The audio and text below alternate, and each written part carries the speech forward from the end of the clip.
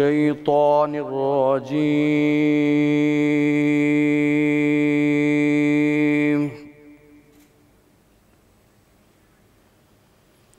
بسم الله الرحمن الرحيم.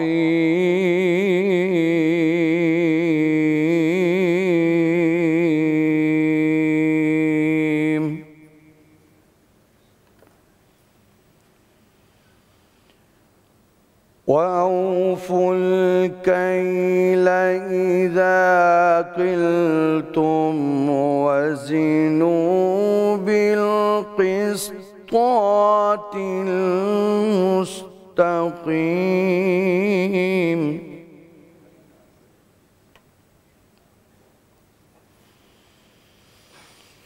وأوفوا الكيل إذا قلتم وزنوا بالقسطاس المستقيم.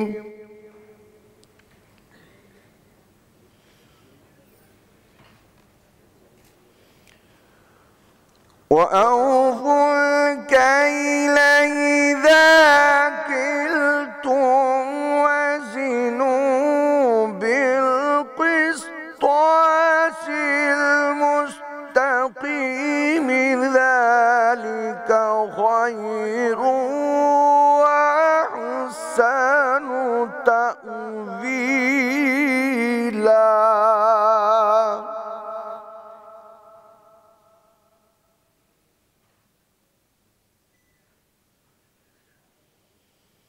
ولا تقف ما ليس لك به علم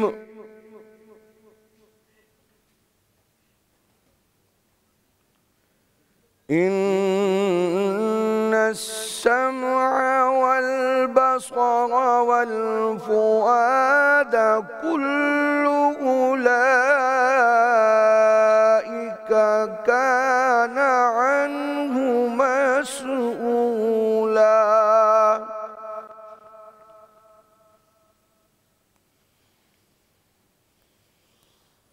ولا تقف ما ليس لك به علم إن السمع والبصر والفؤاد كل أولئك كان عنه مسؤولا.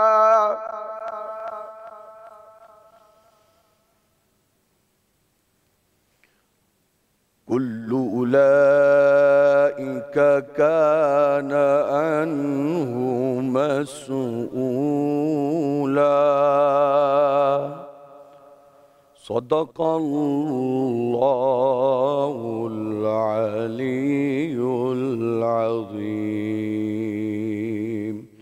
وصدق رسوله النبي الكريم الأمين। अल्लाह रब्बुल इज़्ज़त के नाम से शुरू जो बड़ा मेहरबान और रहम निहायत करने वाला है। और नाप तोल पूरा रखो, जब भी तुम कोई चीज़ नापो और तोलो, तोलने लगो तो सीधे तराजू से तोलो। ये दयानतदारी बेहतर है और अंजाम के एतबार से भी खूब तर है। और इस बात के पीछे न पड़ जिसका तुझे इल्म नहीं। बेशक कान और आँख और दिल इन सब से सवाल होना है। बेशक अल्लाह सच्चा और बड़ा है। हक नबी करीम सल्लल्लाहु अलैहि वसल्लम।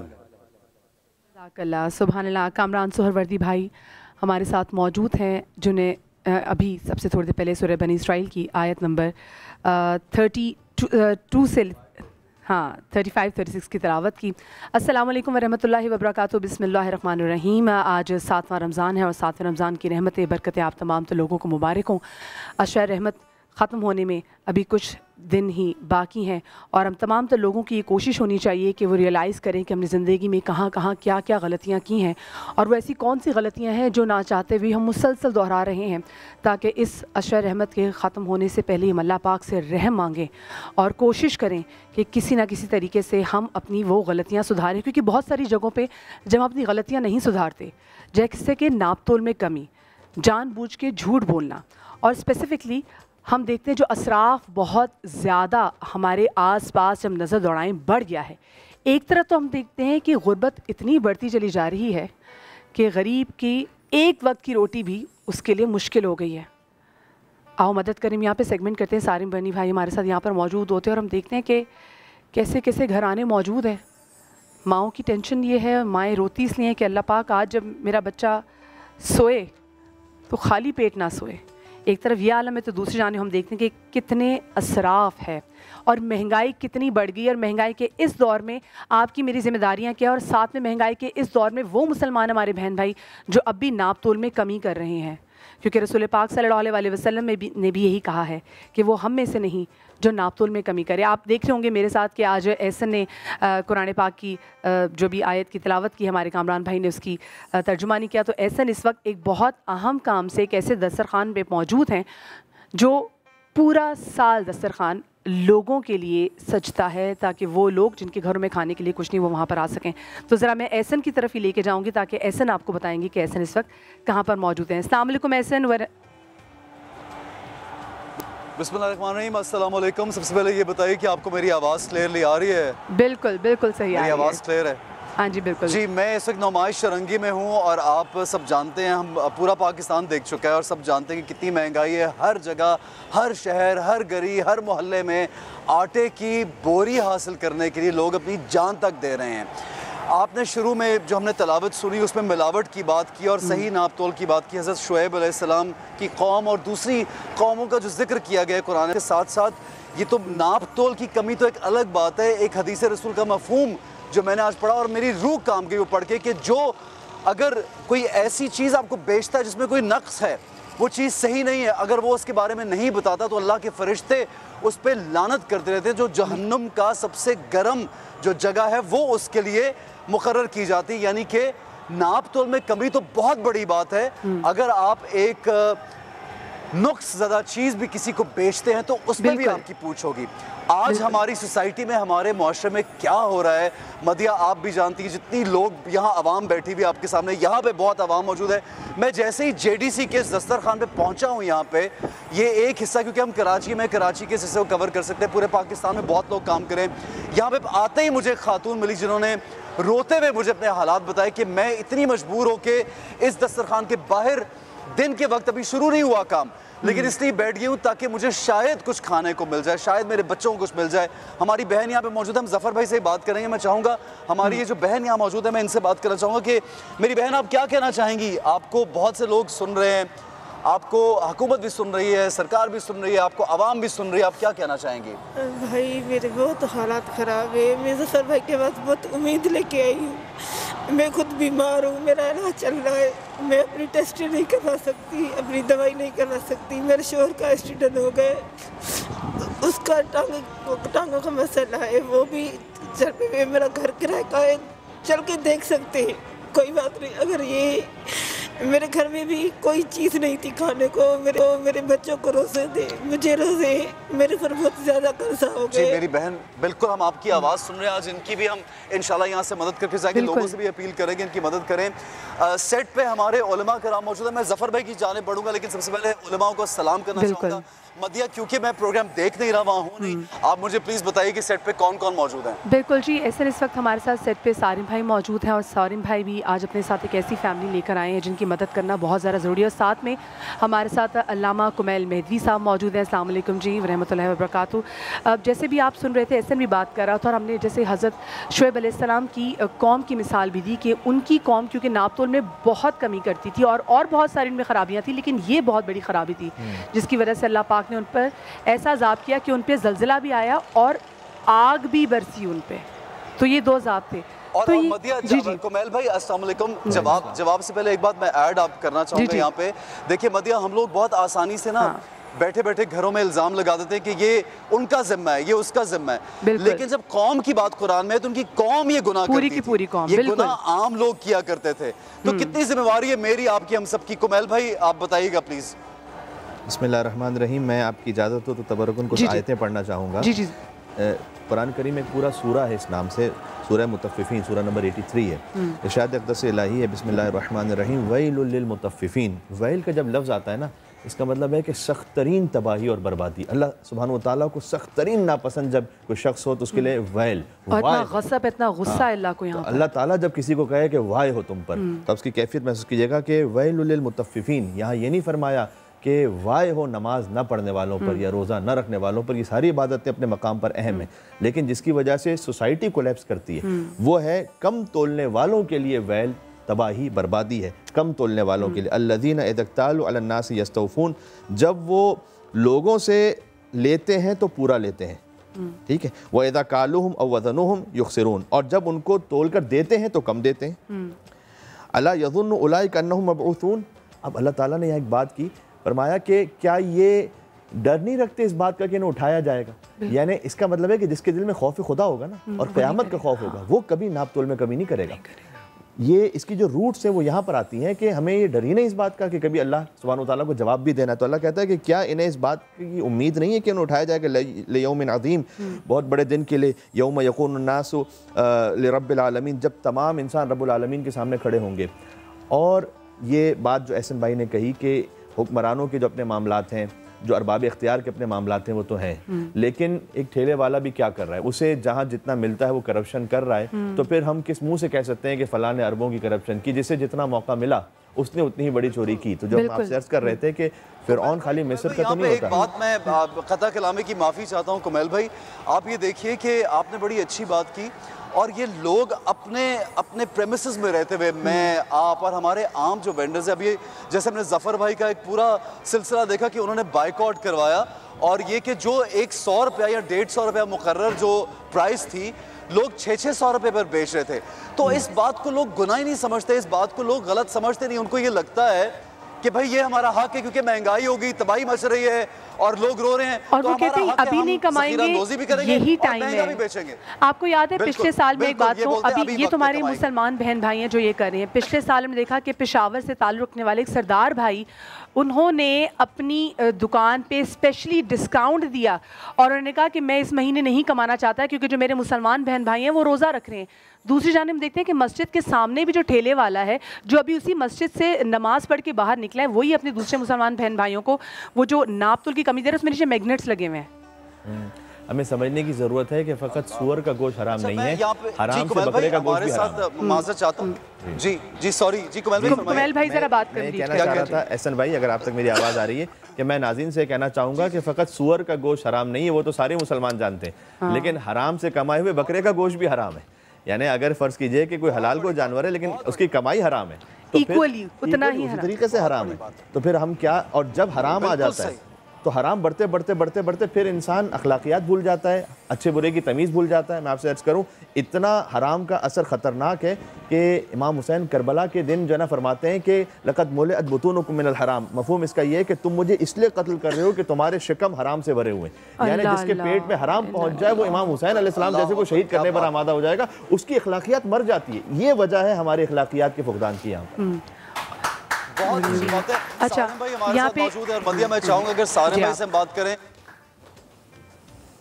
इस अगर उसके बारे में आप बताती चलें प्लीज़।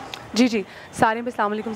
सारिम भाई के साथ जो आज हमारे केस आएगा वो एक नहायत ही जवान लड़का जिसका कुछ अर्से पहले एक्सीडेंट हुआ था, और एक्सीडेंट भी ऐसा कि पीछे से उसकी गर्दन पे से गाड़ी गुजर गई थी। अल्लाह ने उसको ज़िंदगी तो दे दी, लेकिन ज़िंदगी ऐसी दी कि वो अब अपाहिज हो गया है। उसका 8 साल पहले उसके बाप का इंतकाल हो गया है और सिर्फ़ एक उसकी बूढ़ी बेवा माँ है जो कि उसके साथ रहती है और उनके लिए कमाने वाला कोई नहीं है। तो अब से थोड़ी देर बाद ग़ुलाम अब्बास भी हमारे साथ यहाँ पर होंगे। आप देख रहे हैं कि नंबर्स भी नीचे चल रहे हैं, सारिम भाई के ऑर्गेनाइजेशन की जो वेबसाइट नंबर है वो भी चल रहा है।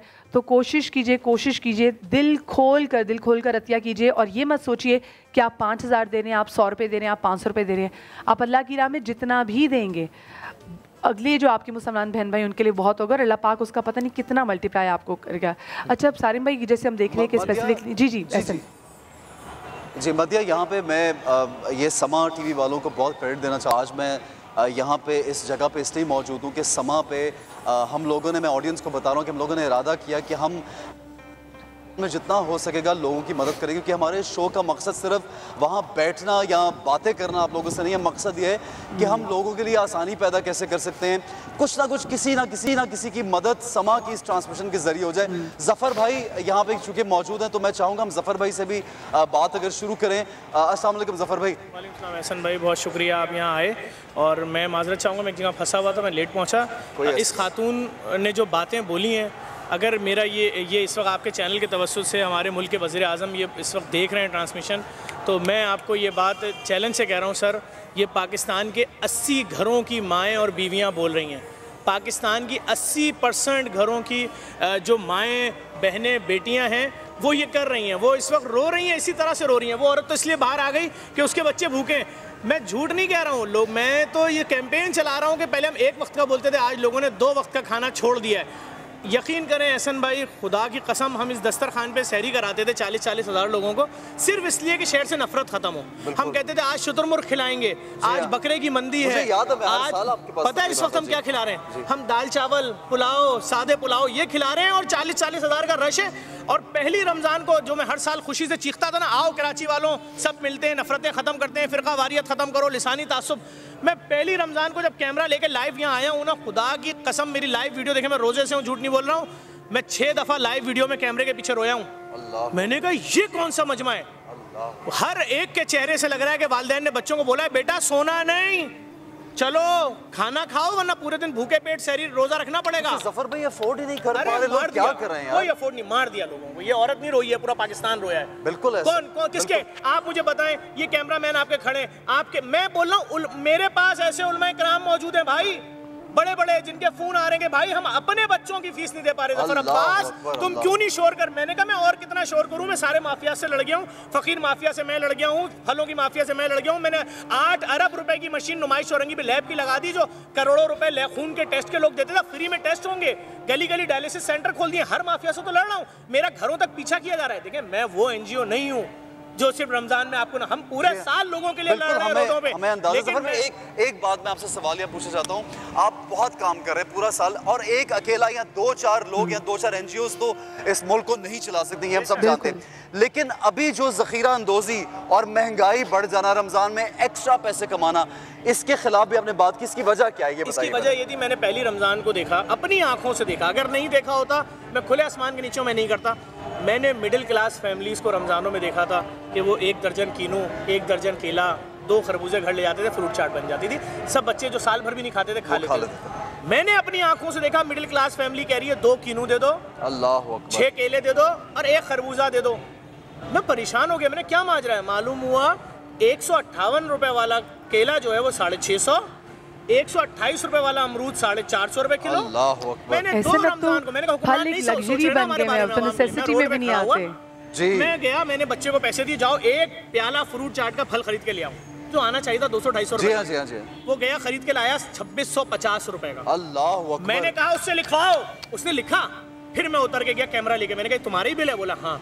मैंने वहां खड़े होकर बोला है पाकिस्तानियों, सरकारी रेट लिस्ट के हिसाब से ये बनता है 400-500 रुपए का, 2600 का। मेरी फैमिली आज से बाइकआउट कर रही है, मैं तुम्हें ऑर्डर नहीं देता, मेरी फैमिली बाइकआउट कर रही है। खुदा की कसम खा के कह रहा हूं, पाकिस्तानियों ने वो काम किया है। बिल्कुल सही है। पूरे पाकिस्तान ने, जब आपकी वीडियो आई, जब क्रिकेटर की वीडियो आई, जब सियासतदान की वीडियो आई, जी जी, मैं दंग रह गया कि एक आम शहरी लोगों ने अपने दस्तरखानों की वीडियो लोड की। आज पता है मैं आपको क्या खुशखबरी देने जा रहा हूँ समा के थ्रू? जी जी बताइए बताइए। वो केला जो आप 4-5 दिन पहले, पहली रमजान को आप 400 रुपए दर्जन खरीद रहे थे, 90 रुपए दर्जन मिल रहा है।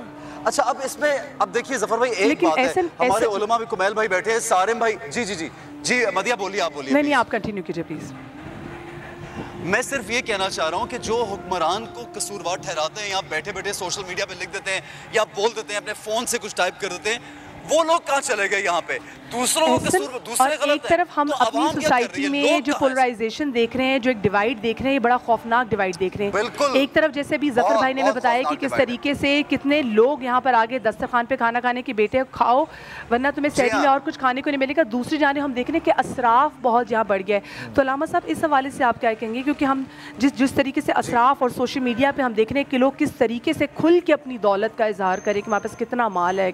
जी, कुछ जी, शादियाँ कुमैल तो भाई से बात करेंगे। कुछ शादियाँ तो ऐसी होती हैं कि उस एक शादी का खर्चा अगर बाकी तकसीम किया जाए तो 100 लोगों की शादियाँ और हो जाएं, 100 बच्चियों की। यानी एक शादी पर इस तरह से खर्चा करते हैं और उसकी फिर खुदनुमाई भी करते हैं। अच्छा, उसमें फिर तहकीर करना भी आ जाता है, यानी अपने आप के लिए खुदनुमाई और दूसरों को तहकीर करना कि देखो बिटवीन द लाइन्स ये होता है कि तुम ये नहीं कर सकते जो हम कर रहे हैं, और उस पर फ़ख्र भी करते हैं। कुरान करीम में जहाँ गुनाहों की बात है, जहाँ तक मेरा इल्म काम करता है, फ़कत एक गुनाह ऐसा है कि जहाँ अल्लाह ने कहा है कि ये शैतान का भाई है, शैतान का भाई, वो है इसराफ करने वाला। अल्लाह, इन्नल मुबद्दिरीन कानू मिन इख्वान शैतान, के ये जो इसराफ करने वाले हैं ये शैतान के भाई हैं, इसलिए कि शैतान अपने रब का कुफरान करने वाला था। अल्लाह ने अल्लाह कहा। अल्लाह। तो चूंकि अल्लाह ताला ने जो उसको भाई, ओहदा और ये नेमत दी जफर थी भाई कुछ उसका कहना उसने चाह रहे शुक्र हैं नहीं। आपसे। कुमैल साहब, अल्लामा साहब एक गुजारिश सुने। परसों का 5 दिन हो गए, एक वाकया मेरे ऑफिस में एक बंदा आया, मिडिल क्लास फैमिली, मतलब आप देखें उसको तो बोले शायद डोनेशन देने आया। उसने आके मेरे ऑफिस में बोला कि वो मुझे सिर्फ 25,000 रुपये चाहिए। बोला क्यों चाहिए 25,000 रुपये? बोला मेरा बेटा मर गया, 9 साल का, मैयत दफनानी है, 3 दिन से रखी हुई है। हमारे ऑफिस वालों को उसका हुलिया देके यकीन नहीं आया। बंदा गया वेरीफाई करने, फिर खुदा की कसम खा रहा हूँ, जिसको चलना है चल दे, ले जाके मोर्चरी में सामना करा दूंगा। उसके बच्चे की मैयत, 9 साल के बच्चे की 2 दिन से रखी हुई थी, उसके पास 25,000 रुपये कब्र के नहीं थे। बताएं कौन जिम्मेदार है इसका? हमारे यहाँ लोग मैयत नहीं रखवा सकते, हमारे यहाँ लोग कब्र नहीं ले सकते। भाई 50,000 रुपए की कब्र मिल रही है, हमारे यहाँ लोग मैयत बस लेने जाए 15,000 रुपए की मैयत बस मिल रही है। हमारे यहाँ किसी की माँ मर जाए तो उसकी मैयत अस्पताल नहीं देता। बिल्कुल, एक ऐसा लगता है कि प्राइवेट ऐसे अस्पताल टाइम की में कैंपेन चल रही है, जी उसने रहे बोला हैं। अपनी माँ की मैयत चाहिए तो 9 लाख रुपए दे और माँ की मैयत ले। मतलब ऐसे वक्त में कि मरना भी अब मुश्किल हो गया है, मरना भी मुश्किल हो गया है। अब कहते हैं ना कि पैसे वाला बंदा ही मर सकता है। जी हाँ, जी हाँ मदिया, यहाँ पे ये बहुत जो है ना बातें ऐसी हैं कि इंसान जज्बाती भी हो जाता है। और जफ़र भाई इतना काम, क्योंकि सुबह से लेकर रात तक इन लोगों में रहते हैं, तो इनको हर तरह के लोगों को फेस करना पड़ता है। जी, लैब बन रही है, बन के तैयार नहीं हुई है, अभी 8 अरब रुपए की मशीनें उतरी हैं। माशाल्लाह। तो डेली दिन में 3,000 मरीज पर्चे के ऊपर खून की ट्यूब चिपकी हुई होती है, स्टिकर से लेकर आ रहे हैं। मेरे बच्चे का कैंसर का टेस्ट है, मैं नहीं करा सकता 80,000 का। मैंने कहा इफ्तिताह होने में 10 दिन रह गए, ट्रायल चल रहा है। देखिए ना, पूरे पाकिस्तान के किसी अस्पताल, किसी लेबोरेटरी में TLA प्लांट है ही नहीं इतना महंगा। अब वो फ्री में टेस्ट करेगा, सारे टेस्ट। अब भाई लोग जिंदा कैसे रहेंगे? अस्पताल कह रहा है करोड़ों रुपए दो, और अच्छी बात ये है, इसका क्रेडिट भी हमारे कुछ लोगों को जाता है कि जिन्होंने असराफ करने के बजाय ये बेहतर जाना कि वो लोगों की मदद करें। तो ये बड़ा क्रेडिट उन लोगों को भी जाता है जो साहिब इस्तात लोग हैं, जिनकी वजह से आज जो अच्छा काम हो रहा है, जो दस्तरखान भी जो सज रहे हैं, वो उन्हीं लोगों की वजह से सज रहे हैं। अच्छा, यहाँ पे हमें छोटी सी ब्रेक ले रहे हैं, ब्रेक से वापस आते हमारे साथ रहिएगा।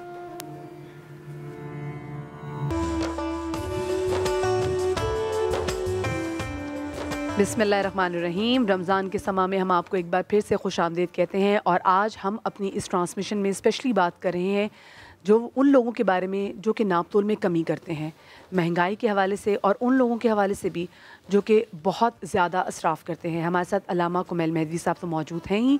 ब्रेक के बाद हमें ज्वाइन किया है डॉक्टर जमील राठौड़ साहब ने, उनको भी हम शामिल गुफ्तगू करेंगे। अस्सलाम वालेकुम डॉक्टर साहब, हम आपको रमज़ान के समय में खुशामदीद कहते हैं। और सारिम भाई भी हमारे साथ यहाँ पर मौजूद हैं, नंबर भी चल रहा है। और आज ग़ुलाम अब्बास की फ़ैमिली से, मतलब फ़ैमिली क्या है, एक ग़ुलाम अब्बास है जो कि ख़ुद पैरालाइज है और साथ में उसकी बेवा माँ है, वो अब से थोड़ी देर में हमें ज्वाइन करेंगे, तो उनकी फैमिली से हम आपकी मुलाकात कराएंगे। और मेरे शो में ट्रांसमिशन में मेरे पार्टनर एहसन खान इस वक्त मौजूद हैं JDC के दस्तरखान में। तो हम एहसन की तरफ जाते हैं। एहसन से जब वापस आएंगे तो फिर हम अपने उलमा से मज़ीद बात करेंगे। जी एहसन, ओवर टू यू। जी Madiya, thank you very much. और आउटडोर आपके साथ ये इसलिए आज आना हुआ, सब लोग जानते हैं जिन्होंने मैं भी ज्वाइन किया है, हम लोग समा ने और हमारे जितने भी हमारी टीम है समा की, इन्होंने ये ठाना है कि इस पूरे महीने लोगों के लिए आसानी पैदा करेंगे। मैं जमील भाई को सबसे पहले अस्सलाम वालेकुम कहता हूँ जमील भाई, और आपसे भी गुफ्तगू करेंगे। ये हम सब जानते हैं कि अल्लाह ताला ने ज़ख़ीरा अंदोज़ी करने वाले को, महंगा सामान बेचने वाले को, यानी कि बेईमानी नाप तोल में कमी करने वाले को गुनहगार ठहराया है और उस पर लानत भी की गई है। मैं यहाँ पे JDC के इस दस्तरखान पे मौजूद हूँ जो पाकिस्तान का मैं ये बताऊं सिर्फ पाकिस्तान का नहीं, आप मुक़द्दस मकामात को अगर निकाल दीजिए, ये दुनिया भर की सबसे बड़ी सहरी और इफ्तारी। यहाँ पे 40 से 50 हज़ार लोग ऑन द रोड जमा होकर इफ्तार करते हैं। और ये क्यों ऐसे कर रहे हैं? क्योंकि इन्होंने भी ये ठाना कि महंगाई के ख़िलाफ़ जंग करेंगे। ज़फ़र भाई मुझे ये बताइए कि यहाँ पे आप ये जो नोटिस करें कि इतनी महंगाई बढ़ती जा रही है दिन ब दिन, उसकी वजह क्या है? सिर्फ देखिए, हम हुकूमत को अकेला कसूरवार नहीं ठहरा सकते, ये लोग क्या बेईमानियाँ करें, ये भी बताइए आप। देखें, अगर ज़ख़ीरा अंदोज़ी, मैंने अभी आपको बताया कि गरीब आदमी साल में एक बार तो फल खाता था अपनी फैमिली के साथ। ज़ख़ीरा अंदोज़ों ने 15 दिन पहले फल अपने फ्रीज़र में स्टॉक कर लिया और उन्होंने सरकारी लिस्ट को, रियासत की रेट को तो मजाक बना दिया। सही। सरकार ने बोला 128 रुपये तुम्हें अमरूद बेचना है, उसने बोला 450 बेचूंगा, जो कर सकते हो कर लो। अच्छा, ये आपके पीछे 12,500 थाल लगे हैं, आप ये देखिए जी, 12,500 थाल है यहाँ पे। अगर हम शॉर्ट में आपको नजर आ रहा है, मदिया आप भी देख रही हैं शो पे और दुनिया बहुत देख रही है कि 12,500 थाल में कितना खाना डिस्ट्रीब्यूट हो सकता है, कितना यहाँ पे लोग आते हैं। और ये बताया जा रहा है कि यहाँ पे जो अच्छे खासे घरों के लोग हैं, जो कि नॉर्मली चीज़ें अफोर्ड कर लिया करते थे, उनसे भी अफोर्ड नहीं हो रहा, अब नहीं हो रहा। अब तो ऐसा लग रहा है कि कोई जो मैयत के बाद वाला लुक होता है ना खाने का, जिसमें लोग उदास होते हैं कि हमारा प्यारा चला गया, जवान मर गया, या अभी तो मैं खुद रो रहा हूँ देख के कि क्या हाल हुआ है हमारे लोगों का। देखें, ये तैयारी सब चीज़ें यहीं बनती हैं, पकोड़े यहीं बनेंगे, समोसे यहीं बनेंगे, रोल यहीं बनेंगे, जलेबियाँ यहीं बनेंगी। और ये फ्री है टोटली, मतलब ये भी फ्री है। हारून भाई हमारे साथ होते हैं, उनकी तरफ से खाना फ्री है। और JDC की तरफ से सहरी इतनी बड़ी है कि पूरे वर्ल्ड में शायद रोड पे इतनी बड़ी सहरी कोई नहीं करा सकता। मैं वहाँ जाना चाहता हूँ जहाँ आपने बाइक्स रखी हुई हैं। अच्छा, आज रात की जो सहरी है वो गवर्नर कराची के जो गवर्नर साहब हैं, गवर्नर सिंध हमारे जो हैं, कामरान साहब की तरफ से सहरी जो है वो, और हर रोज़ माशाल्लाह इस तरह की बड़ी शख्सियात हैं जो ज़फ़र भाई के पास आती हैं और यहाँ पे आवाम की रिलीफ के लिए, आवाम की आसानी के लिए, और इनको क्योंकि एक ट्रस्टवर्दी इदारा है तो इनको पूरा जो वह ज़िम्मा सौंप के जाती है। देखें, क्यों नहीं सौंपेंगे, अल्लाह ने इनको दिया है। और हमारे लोग, अगर यार आपसे मुझे इतना बता दो एहसन भाई, अगर आज सुबह आपके बच्चे भूखे पेट, क्योंकि घर में खाना नहीं होता, दाल की बर्नी खाली होती, चीनी की बर्नी, आटे का डब्बा, और आपके बच्चे भूखे पेट रोज़ा रखते, आज आप ट्रांसमिशन करने आते? कभी भी नहीं। तो यार खुदा के वास्ते उन लोगों का सोचो जो इस वक्त भी खाली पेट रोज़ा रखने के बाद मजदूरी कर रहे हैं, उनके बच्चे स्कूल कॉलेजों में खाली पेट हैं, और कसम खुदा की लाखों खानदानों ने आज भी भूखे पेट रोज़ा रखा है। नहीं है खाने को। सिर्फ रमज़ान की बात नहीं है, फाके कर रहे हैं लोग, सर फाके कर रहे हैं लोग। आप बताएं ना यार, आदमी सुबह 9 बजे से जाता है एक नौकरी पे, 6 बजे वहां से आ रहा है, 7 बजे दूसरी नौकरी पे जा रहा है, 12 बजे वहां से आ रहा है, उसके बाद भी कह रहा है कि मुझे 5 घंटे की कोई नौकरी दिला दो। यार मैं ना घर का किराया पूरा कर पा रहा हूँ, ना बच्चे भूखे ना रहे। सर कयामत मच गई है, मैं आपसे कह रहा हूँ, इतनी बड़ी कयामत हो गई है कि आप किसी दिन भी सुनोगे कि आवाम सड़कों पे आ गई है। फिर ये घर पता है क्यों नहीं जाएंगी? बिजली इनकी कटी हुई है, ठीक है। उसके बाद घर में राशन इनके नहीं है, सारी बर्नियाँ खाली हैं। माँ का इलाज ये नहीं करा सके, माँ मर गई, माँ की मैयत अस्पताल वालों ने बंद कर दी कि पैसे दो 2 लाख रुपए।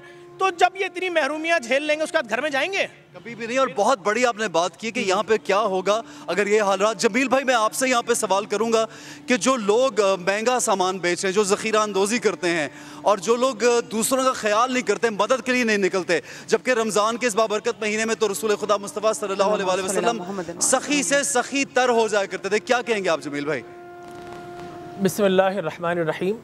सबसे पहले मैं आपको, ज़फ़र भाई को और सबको, हमारे सारिम भाई को, अल्लामा साहब को सलाम पेश करता हूँ, आपके नाज़रीन को। और उसके बाद ये जो इस्लाम है वो एहतिदाल सिखाता है, हमें मियाना रवी सिखाता है, हमदर्दी सिखाता है, गम गुसारी सिखाता है। इस्लाम ने एहतिकार या ज़ख़ीरा अंदोज़ी की शदीद ममानियत आई है। आका करीम अलैहिस्सलातु व तस्लीम ने फरमाया, ज़ख़ीरा अंदोज़ कोड़ के मर्ज़ में मुब्तला होगा और वो मुफलिस रहेगा। मुफलिस इस माने में हो सकता है उसके पास दुनिया जहान की दौलतें हों, लेकिन वो उसे इस्तेमाल नहीं कर सकता, अपने ऊपर ख़र्च नहीं कर सकता। तो इस्लाम ने इसकी शदीद ममानियत की इस्तेहसाल ना किया जाए आवाम का। और फिर उसके साथ साथ कुछ हमारे मुआशरे के अंदर ऐसे लोग भी पैदा हो गए हैं कि जो सामान तिजारत को न सिर्फ रोक लेते हैं बल्कि फिर महंगे दाम फ़रोख्त करते हैं। आका करीम अलैहिस्सलातु व तस्लीम ने फरमाया कि ऐसे लोग जो कि कसरतुल हल्फ़ी फ़िल बई, कि जो ख़रीदो फ़रोख्त में ज़्यादा कस्में खाते हैं, फ़इन्नहु युनफ़क़ु थुम्मा यमहक़, अल्लाह तबारक व तआला उनके माल से बरकतें ख़त्म कर देता है।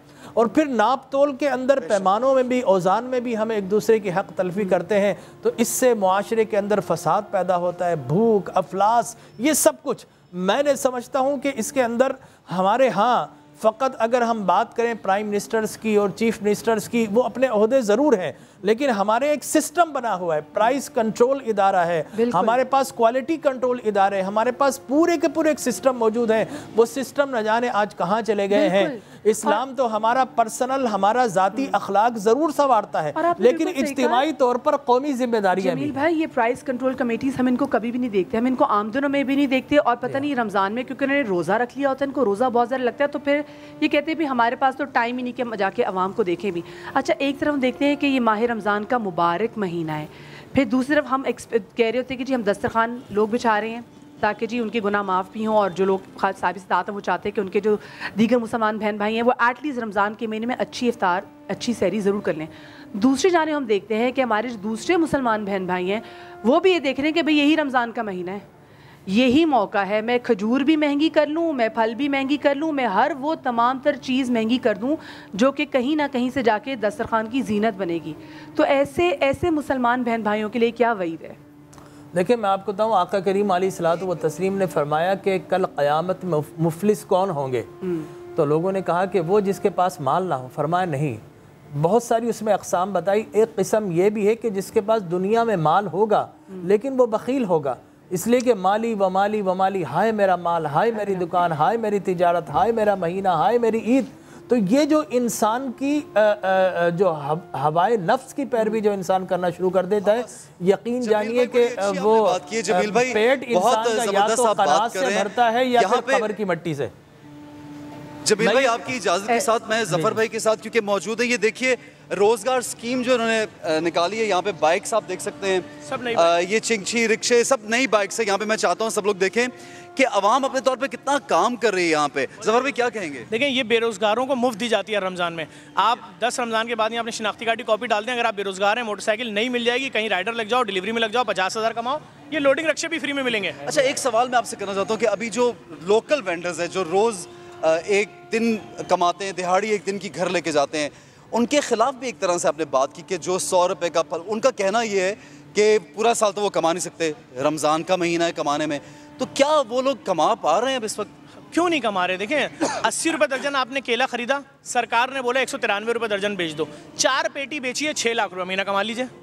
पूरी कैलकुलेशन है ना ये तो। 4 पेटी में 6 लाख रुपये बच रहा है। आप 80 रुपए दर्जन केला लेके 600 रुपए दर्जन बेच के 45 लाख रुपए महीना कमाना चाह रहे हो? यही देखना है और हम भी यही बात करें। तो मैं चाहूंगी कि जमील राठौड़ भाई जो है वो अपनी बात को पहले वो कंप्लीट करें, फिर मैं साथ में चाहूंगी अलामा कुमैल मेहदवी साहब भी इसमें जरूर प्लीज जमील भाई अपनी बात कंप्लीट कर लें फिर वो। देखिए, मैं आपसे अर्ज कर रहा हूँ कि इस्लाम तो हमें अखलाकी तरबियत देता है, लेकिन हमारा जो ममालिक का निज़ाम चलता है वो आइन से, कॉन्स्टिट्यूशन से, कोई नज़म से चलता है। तो नज़म ज़रूर होना चाहिए। जिस तरह ज़फ़र भाई कह रहे हैं कि किस तरीके से वो बढ़ा रहे हैं, बिल्कुल ऐसा ही है कि जहाँ से चला और फिर कहाँ बिका और फिर लोगों तक किस तरह पहुँचा। आज तो आप ये देखिए कि एक पूरा माफिया है हमारे सड़क पर, स्ट्रीट्स के ऊपर पथारे लग गए, वो लग गए, सब कुछ लग गए, उसके बावजूद भी भूख और अफलास है, उसके बावजूद भी तंगी और तुरशी है। तो हमें थोड़ा सा अपना एहतिसाब करना चाहिए, ज़ात से लेकर और फिर आगे तक चलकर मुआशरे तक थोड़ा सा एहतिसाब जरूर करें। अल्लामा साहब, कैसे एहतिसाब होगा ये जो खुद का एहतिसाब करेंगे? बड़ा चोर कभी छोटे चोर को नहीं पकड़ेगा,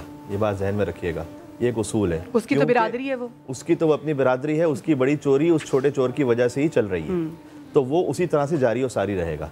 तो जब तक, क्योंकि सिस्टम का ट्रिकल डाउन इफेक्ट होता है कि जहाँ ऊपर से बड़ी चोरी हो रही है ना, तो फिर उससे नीचे उससे थोड़ी छोटी और फिर छोटी और फिर छोटी और फिर ठेले वाले पर फिर चोरी। तो ये पूरा सिस्टम के हिसाब से निज़ाम चल रहा होता है। तो जब तक इसमें चेक एंड बैलेंस नहीं है, क्या जो और ओवरसीज़ हैं, बाहर की कंट्रीज़ हैं, वहाँ पर भी ऐसा नहीं है कि लोग फ़कत अपने ईमान की वजह से काम कर रहे होते हैं। सिस्टम बना हुआ है। बिल्कुल तो अगर उन्हें पता है कि अगर हमने इसमें कोई आगे पीछे सिस्टम किया तो हमें जवाबदेही है, उसका हमें सवाल होगा। तो आप एक मरतबा सिस्टम को यहाँ पर ले आइए और एक दफ़ा सिस्टम को यहाँ पर ले आइए। आपने इसराफ की बात की, देखिए इसराफ का मतलब है कि बेजा खर्च करना।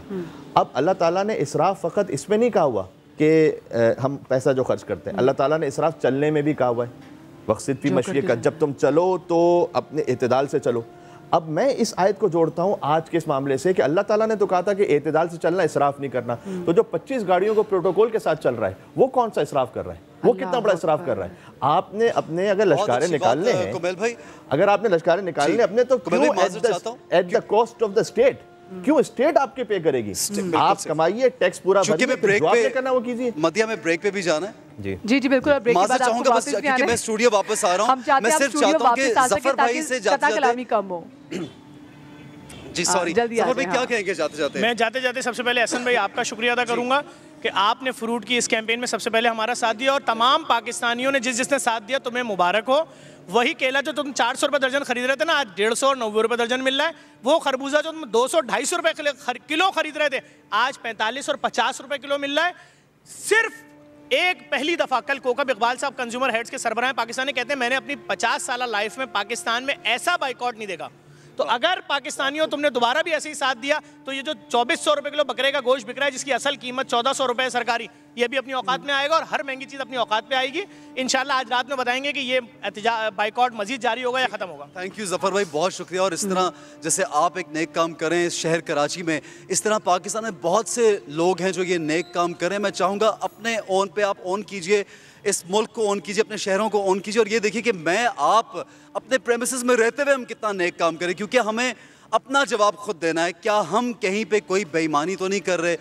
ओवर टू यू मदिया, इंशाल्लाह आपसे अभी मुलाकात होगी। आपसे अभी मुलाकात होती है दोबारा से इंशाल्लाह से। और हमारे साथ जैसे डॉक्टर जमील राठौर साहब मौजूद हैं, हमारे साथ अलामा कुमैल मेहदी साहब यहाँ पर मौजूद हैं, और हम बात करें असराफ की, महंगाई की। और महंगाई की तो हम क्योंकि रोज़ ही बात करें, आप खबरनामे में भी हम महंगाई को सुन रहे होते हैं, लेकिन जब हम देख रहे होते हैं कि नापतोल में कमी, क्योंकि जनाब खदीजतुल कुबरा को रसूल पाक सल्लल्लाहु अलैहि वसल्लम में जो एक खूबी सबसे पहले भाई थी वो ये थी कि उनके बारे में मशहूर था ये सादिक और अमीन है। और यही ऐसी खूबी थी कि जिसकी वजह से जनाब खदीजतुल कुबरा को रसूल पाक सल्लल्लाहु अलैहि वसल्लम पसंद आते। यानी कि कितनी ये प्यारी खूबी है कि अगर आप सादिक और अमीन हो, क्योंकि जो आप तजारत भी करें, क्योंकि यहाँ पे तो ये होता है कि माल कुछ दिया जाता है, सामने से कुछ आता है। और जैसे कि मैं खैर अल्लामा साहब से बात भी करूँगी, सारिम भाई के साथ भी यहाँ पे गुलाम अब्बास की फैमिली मौजूद होगी। छोटी सी माफ़ कीजिएगा, ब्रेक के बाद मिलते हैं।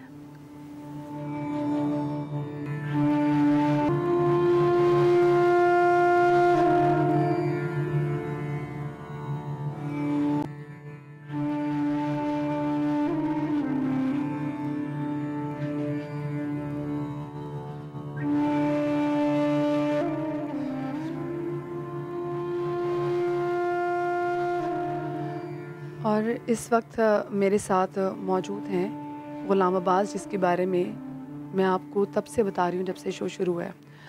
और एक बात जो रोज़ कहते हुए हम ख़ुद भी शर्मिंदा होते हैं, हमारा दिल भी खून के आंसू रोता है कि बहुत सारे केसेस यकीन माने उनको घर से बाहर निकालना बड़ा मुश्किल होता है, लेकिन हम कोशिश करते हैं कि उन केसेस को अपने स्टूडियो में लेकर आएँ, वो यहाँ पर आएँ, लिफ्ट से ऊपर आएँ, फिर अपने स्टूडियो में उनको लेकर आएँ, सिर्फ इसलिए ताकि आपको पता चल सके कि हम किन की बात कर रहे हैं और कितने मुस्तहिक हैं ये लोग आपकी मदद के। मेरे साथ जो यहाँ पर एक बच्चा है, ये 15 साल की उम्र का गुलाम अब्बास है। गुलाम अब्बास का जनवरी में बहुत बुरा एक्सीडेंट हुआ था, और फिर ऐसा एक्सीडेंट हुआ था कि इसकी गर्दन के ऊपर से टायर गुजर गया था, और उसका फिर नुकसान ये हुआ कि अब गुलाम अब्बास ज़िंदा तो है, लेकिन विद द मल्टीपल फ्रैक्चर्स, इनके पाँव की एड़ियों से अभी भी खून रिस रहा है, और इनकी पूरी बॉडी पैरालाइज है। ये 15 साल का बच्चा है। माँ बाप, जब आपके घर में औलाद नरीना पैदा होती है ना, तो माँ बाप का ये ख्वाब होता है कि ये बच्चा बस बड़ा होकर किस तरीके से उनकी नस्ल को आगे परवान चढ़ाएगा और किस तरीके से उनको संभाल लेगा। लेकिन माँ को ये नहीं पता था कि जब ये बच्चा 15 साल का, इनकी कड़ियल जवान ये बच्चा, और माँ इसकी किफ़ालत करेगी, वो माँ जो कि ख़ुद भी बेवा है। तो ये मेरा भाई इस वक्त यहाँ पर मौजूद है। सिर्फ दिखाने का मकसद आपको ये था कि आप लोग खुदा के लिए इन लोगों की हेल्प करें। इनकी जो वालदा हैं वो हमारे साथ मौजूद हैं, उनसे बात करेंगे। आप ये बताइएगा कि आपके बेटे का कितने अरसे पहले, जैसे मैंने बताया भी कि जनवरी में आपके बेटे का एक्सीडेंट हुआ था, कैसे एक्सीडेंट हुआ था, आपको कैसे पता चला था? पढ़ता था, स्कूल से आ रहा था बाइक पे, 11 जनवरी का इसका एक्सीडेंट हुआ। मुझे फ़ोन आया, भाई गुलाम अब्बास का एक्सीडेंट हुआ है, हम ज़िला नौशहर फरोज से। वहाँ डॉक्टरों ने इसको ट्रीटमेंट किया, फिर एम्बुलेंस दी, तुम नवाशाह जा। हम नवाशाह गए, फिर एक रात वहाँ रुके, फिर वहाँ से रेफ़र किया ट्रामा सेंटर। वहाँ से होकर फिर हमें जो है ना एम्बुलेंस के पैसे नहीं थे, इसलिए हमने व्हील चेयर के पैसे नहीं थे, इसलिए हम व्हील चेयर लेने गए। तो वहाँ कहा ये 60,000 की है, 70,000 की है, आप नहीं ले सकते। तो फिर उस मेडिकोस कौंसलर है वहाँ, उन्होंने कहा आप भाई सारम भाई के पास जाओ, वो आपको दिला देगा। हमारे 20 तारीख को हम भाई सारम के पास रह रहे हैं।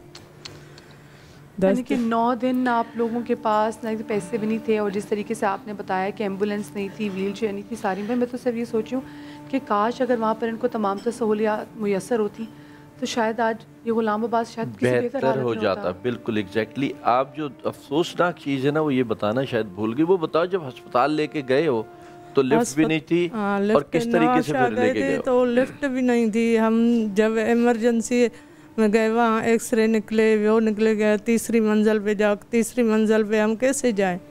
लिफ्ट की चाबी कोई कह रहा है बंद करके रखिए, कोई कह रहा है ऐसे, कोई कह रहा है ऐसे। फिर मैं एक कमरे में गई, दूसरे में गई, फिर कोई भी नहीं आया। फिर मैं चिल्लाती रोई, मेरे पास कोई नहीं है, हम 2 इमरजेंसी से आए हैं, कोई इसको उठा के, इंसानियत है कि नहीं है, इसको उठा के ऊपर कौन पहुँचाएगा? फिर जब मैं चिल्लाई वहाँ रोई, फिर पुलिस वाले आए, दूसरे आए, फिर उन्होंने कहा हम उठा के ले जा सकते हैं। फिर वो उठा के वहाँ तीसरी मंजिल पे तो बिठा गए, लेकिन जब फॉर्म था वो कह रहे हैं कि ये निकालेंगे। मैंने कहा ये आपको याद है जिसकी कोई जान ही नहीं है, ये इमरजेंसी का फॉर्म है, ये आपको याद है, और जिसमें जान है, जिसकी सांस है, उसका कोई एहसास नहीं है। ये हमारे सिस्टम के लिए मैं पढ़ रही हूँ। देखिए कि लोगों को एहसास ही नहीं कि किस तरीके से एक बच्चा तड़प रहा है उनके सामने, उसका नहीं, लेकिन हाँ ये पता है कि इमरजेंसी का एक फॉर्म है वो लाके भरना है। ये बच्चा हमारे साथ मौजूद है, इसकी बेवा हमारे साथ मौजूद है। खुदा के लिए नीचे नंबर भी चल रहे हैं, इनको ज़रूर ज़रूर ज़रूर आगे बढ़ के इनकी मदद कीजिए। हो सकता है अगर अभी भी इनका इलाज हो जाए, इस बच्चे की प्रॉपर फिजियोथेरेपी हो जाए, तो ये बच्चा जो है ये ठीक हो जाए, ये बेहतर हो जाए। हमारे साथ हमारे क्योंकि उलमा कराम भी यहाँ पर मौजूद हैं और एहसन ने भी हमें ज्वाइन कर लिया, वो थोड़ी देर में आके अपने सोफ़े पे बैठ जाएंगे। मैं आपसे जानना चाहूँगी कि कितना ज़रूरी है हम पर, और कितना फ़र्ज़ है हम लोगों पे, वो लोग जो स्पेसिफ़िकली साहिब इस्तात है कि आगे बढ़ के मदद करें इनकी। देखिए, इस्लाम ने तो हमें बताया कि जिसने किसी एक इंसान को बचा लिया, गोया उसने अल्लाह की सारी इंसानियत को बचा लिया। ये मैं समझता हूँ कि इंसानियत का मसला है, इंसानियत के ज़मीर का मसला है। हमारे यहाँ सिस्टम जो भी चल रहा है, लेकिन बहुत सारे मुखय्यर हजरात हैं, उन्हें आगे बढ़ना चाहिए। जिस तरह सारिम भाई का, ये ऐसे लोग हैं जो कि माशरे के मसीहा बन जाते हैं। तो मैं समझता हूँ कि ये जो बहन का दर्द है, तकलीफ़ है, अगर इसको फौरी ट्रीटमेंट मिलता, इसकी एक्यूट इसका जो है रेमेडी होती, तो आज ये बच्चा इस कैफियत में नहीं होता। इंसान जब इंसानियत से गिरता है ना, तो फिर हैवानियत से भी नीचे चला जाता है। इसलिए कि इंसान जो है, जब तक इंसान रहे तो वो मुमताज़ रहता है, उसकी इज़्ज़त है, उसका एक अखलाक है। तो ये इंसानियत से गिरी हुई हरकत है कि एक बच्चा इस ट्रॉमा में, इस ऐसी सीवियर इंजरी के साथ आ रहा है और आप उसको इस तरीके से ट्रीट किया। मैं समझता हूं सरकारी अस्पतालों का हाल, सरकारी वो पता नहीं, वो क्योंकि वो अपनी जो तनख्वाह है उसको भी हलाल नहीं करते, तो देखिए वो भी फिर मैं आपको बताऊँ, हमारे यहाँ सरकारी हॉस्पिटल्स के अंदर, इसलिए कि प्राइवेट हॉस्पिटल के अंदर तो माशाल्लाह बड़े बड़े लोग जाते हैं, आम आदमी जा नहीं सकता, या किसी को पैसे भी अगर कोई डिजीज़ हो गई तो वो पैसे जमा करके चला जाएगा। लेकिन जो एक्यूट अगर किसी को इंजरी या ट्रॉमा हो जाए, उसे उन हॉस्पिटल में जाना, लेकिन आप यकीन कीजिए कि अगर 50 आदमी जा रहे हैं तो वहाँ पर पता ये चलेगा कि पहले ही जो है 1000 आदमी मौजूद हैं। वहाँ पर इतना ज़्यादा ओवर क्राउड हो चुका है, और डॉक्टर्स और जो पैरामेडिक्स हैं उनके सामने जब एक आदमी अपने सामने 20-25 आदमी को इस तरह देखता है तो आहिस्ता आहिस्ता वो बेहिसी आ जाती है, इसलिए कि वो उसको क्योर कर नहीं सकता, ह्यूमन पॉसिबिलिटीज़ में नहीं है। तो मैं ये समझता हूँ कि हमारे यहाँ ट्रॉमा सेंटर मज़ीद बनने चाहिए, हॉस्पिटल मज़ीद बनना चाहिए, इंफ्रास्ट्रक्चर बनना चाहिए, और ऐसे सीवियर पेशेंट से उनके लिए अगर ये मुआशरे के अंदर, जिस तरह ज़फ़र साहब हैं, सारिम भाई हैं, सलानी है, अगर ये ना हो तो मैं समझता हूँ हमारे यहाँ कराची में तो एम्बुलेंसेस मौजूद नहीं है। ईदी साहब की जो एम्बुलेंस में देखती थी कि वहाँ जहाँ पुलिस की भी गाड़ी मौजूद नहीं होती थी, वहाँ पे ईदी साहब की एम्बुलेंस खड़ी होती थी। तो ये तो हमारे शहर के भी हालात हैं। अलामा साहब, आप प्लीज़ कुछ ऐड करना चाहेंगे इसमें? जी, इसमें मैं ऐड करना चाहूँगा कि हमारी बहन ने जो अभी पूरी निदास्तान सुनाई और बिलखुसूस हॉस्पिटल का जो मामला बताया, तो मुझे कुरान की एक आयत याद आ रही थी कि कुछ इंसानों के लिए अल्लाह सुब्हानहू तआला ने कहा है कि वलहुम आयुन ला युबसिरूना बिहा, आँखें हैं लेकिन देखते नहीं हैं। दिल है लेकिन सोचते नहीं है, कान है लेकिन सुनते नहीं है। तो अल्लाह सुब्हानहू व तआला क्या कहना चाह रहे हैं?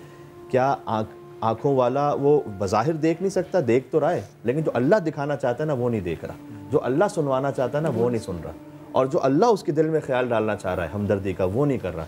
उलाइका कल अनआम बल हुम अज़ल, फरमाया ये तो जानवर हैं बल्कि जानवर से बदतर हैं। तो एक तो ये हमारे सिस्टम का वो मामला है, जो इंफ्रास्ट्रक्चर बनना चाहिए, हॉस्पिटल्स बनने चाहिए, वो कैसे बनेंगे? ज़ाहिर है कि लिमिटेड एक पूल है, अब उसमें अरबाब इख्तियार की अपनी अय्याशियाँ ख़त्म होंगी तो फिर ये बनेंगे ना। तो वो मैंने तो अभी आपसे पहले अर्ज़ किया कि जब 25 गाड़ियों का प्रोटोकॉल हर एक को चाहिए, मैं खाली यहाँ सियासतदानों को ब्लेम नहीं कर रहा, सियासतदान फ़कत नहीं है, वो तो थोड़ा ज़्यादा बदनाम हो जाते हैं, सॉफ्ट टारगेट भी है, पंचिंग बैग है, उनको मारते जाए आप। ये जो पूरा सिस्टम है जिसमें एलीट क्लास है, जो उन्हें लाने वाले हैं, जो यहाँ फैसले करने वाले हैं, सबका ही ये हाल है। तो जब सब अपने अपने हिस्से के लिए कुछ सेक्रीफाइस करने, कुर्बानी करने को तैयार होंगे तो तब जाकर ये फैसिलिटीज़ और सहूलियात आवाम तक पहुँचेंगी। कुमैल भाई एक सवाल माज़रत चाहता हूँ यहाँ पे करना चाहूँगा। जिस तरह ये स्पेशल चाइल्ड हमारी पूरी दुनिया भर में, मैं यूके में, यूरोप में, हम लोग आप लोग भी आते जाते रहते हैं माशाल्लाह, वेलफेयर सोसाइटीज़ हैं जहाँ पे, वहाँ पे इन बच्चों के लिए हम पहले भी ये बात कर चुके हैं, इदारे बने हुए हैं, स्पेशल इदारे, जहाँ पे ये इस तरह का बच्चा चलने फिरने के काबिल भी हो जाता है, और सिर्फ वो ही नहीं, अपना काम भी खुद करता है, और मोहताजी जिसको कहते हैं वो ख़त्म कर दी जाती है। अच्छा, क्योंकि वेलफेयर सोसाइटी का सिस्टम तो दीन इस्लाम ने उसका आगाज़ किया है कि कोई शख्स जो है वो भूखा ना सोए, कोई शख्स जो है उसकी कोई किसी चीज़ से कमी ना उसको हो, जो एक अमीर आदमी अफोर्ड कर सकता है वो एक गरीब शख्स भी अफोर्ड करे। अब इस सोसाइटी में चूँकि बहुत बिगाड़ हो चुका है, और हम लोग अगर सिर्फ उसको रिफॉर्म करने की बातें करते रहेंगे तो शायद वो बातें ही रह जाएं, उस पर प्रैक्टिकलिटी तो ज़ीरो होगी। लेकिन बच्चों से शफ़क़त का जो सिलसिला हमारे इस्लाम में है, रसूल खुदा मुस्तफ़ा सल्लल्लाहु अलैहि वसल्लम ने ख़ास तौर पे बच्चों से शफ़क़त करने का फरमाया, यहाँ तक कि जानवरों पे उन्होंने इतनी रहम की, हमें ताकीद की है। तो क्या कहेंगे लोगों से कि इस तरह के जो लोग हमें देख रहे हैं, वो अगर ग़ुलाम अब्बास के लिए कोई हेल्प कर देते हैं, मदद करते हैं, तो वो एक तो बिल्कुल बेचारे जो है मोहताज हैं, कुछ नहीं कर सकते, दूसरा ये बच्चों से शफ़क़त का क्या सिलसिला है दीन में, इस पर ज़रा रोशनी डालिए प्लीज़। देखिए, मैं आपसे अर्ज़ करूँ कि जिस तरह आपने फरमाया हसन भाई कि इस्लाम में अगर कहूँ कि रवादारी का, खैर खाई का, हमदर्दी का मज़हब है, इसके अलावा कुछ नहीं, तो मैं समझूँगा बिल्कुल सही है। इसलिए कि आका करीम अलैहिस्सलातु व तस्लीम का आलम तो ये था, जब नमाज़ पढ़ते बच्चों की रोने की आवाज़ आती तो आप नमाज मुख्तसर कर दिया करते थे। जब हज़रत हसनैन करीमैन रोते थे तो आप फरमाते थे कि फ़ातिमा इनको मत रुलाया करो, इनके रोने से मुझे तकलीफ़ होती है। तो आका तो बच्चों से बड़ी मोहब्बत किया करते थे। एक आपने वो हदीस मुबारक सुनी होगी कि आप कहा कि हसन हुसैन को बाबा बुला लाओ, वो बच्चों में खेल रहे हैं। आप गए, आपने देखा कि बदर के जो शहदा है उनके यतीम बच्चे भी खेल रहे थे। आप वापस पलट आए, आपने कहा कि फ़ातिमा मैं नहीं बुला सका, कहीं उन बच्चों को एहसास ना हो जाए कि आज हमारा बाबा ज़िंदा होता तो वो भी हमें बुलाने के लिए आता। उनका एहसास करते हुए मैं अपने बच्चों को नहीं बुला पाया।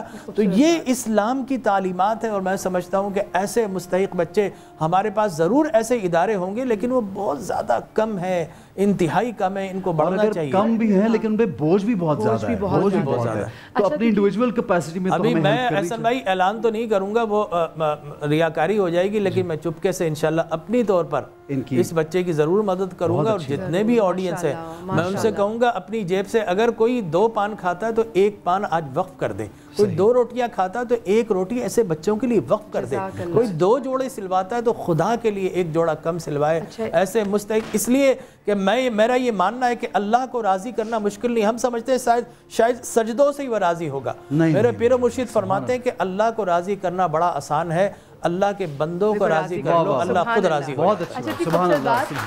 आज क्योंकि वक्त हमारे पास थोड़ा मुख्तसर है, 2 चीज़ें, 2 आम सवाल जो है हम अपने उलमा कराम से पूछना चाहेंगे। एक ये कि हमारे बनो समा का आवाज़ एक सेगमेंट होता है जिसमें काफ़ी ज़्यादा कंटेस्टेंट जो हैं वो पार्टिसिपेट करते हैं। एक हमारी ऐसी कंटेस्टेंट आई हैं जो कि बहुत प्यारी नात ख्वान है, लेकिन वो मुसलमान नहीं है, वो क्रिश्चन है। तो हमारी टीम ये पूछना चाह रही थी कि क्या ये सही होगा, मुनासिब होगा कि अगर हमारी कोई क्रिश्चियन बहन हमारी ऐसी पार्टिसिपेट कर सके इसमें, क्योंकि वो नात खाने रसूल हैं। देखिए, इश्क हो जाए किसी से कोई चारा तो नहीं, सिर्फ मुस्लिम का मोहम्मद पे इजारा तो नहीं। क्या कहने? तो वो अल्हम्दुलिल्लाह रब्बिल आलमीन, अल्लाह ताला ने जब अपना तारुफ करवाया ना तो फरमाया कि वो परवरदिगार है आलमीन का। और जब अपने हबीब का तारुफ करवाया तो फरमाया वमा अरसलनाका इल्ला रहमतल लिल आलमीन, मैं आलमीन के लिए इन्हें रहमत बनाकर भेज रहा हूँ।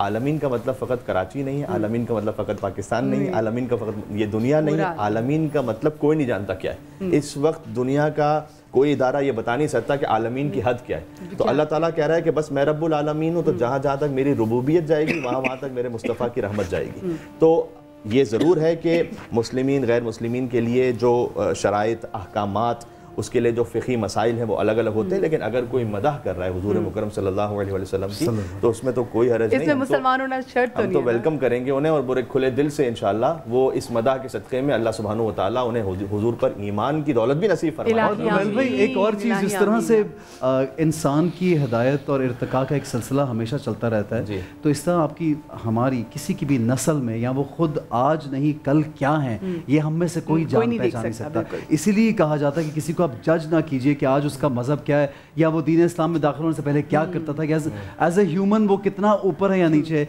अल्लाह की ज़ात जज करेगी, लेकिन मोहब्बत तो वो यकीनन दिखा सकते हैं। जमील भाई ऐसा ही है, वो पढ़ सकती हैं यहाँ पे? बिल्कुल पढ़ सकती है। देखें बहुत सारी हमें हिस्ट्री के अंदर इस्लाम के अवाइल से लेकर आज तक हमें मिलता है कि आका करीम, जिस तरह अल्लामा साहब ने फरमाया, आका करीम अलैहिस्सलातु व तस्लीम के लिए अल्लाह ने फरमाया वमा अरसलनाका इल्ला काफ़तल लिन्नास, हमने अपने नबी को सारे इंसानों के लिए काफ़ी बनाकर भेजा। क्या काफ़ी बनाकर भेजा। और अल्लाह तबारक व तआला ने फरमाया अपने और कुरान के लिए तबारकल्लज़ी नज़्ज़ल फ़ुरक़ान अला अब्दिही लियकून लिल आलमीन नज़ीरा, किताब ऐसी जो सारे इंसानों के लिए हादी है, नबी ऐसे जो सारे इंसानों के नबी हैं, सारे इंसानों के हादी हैं।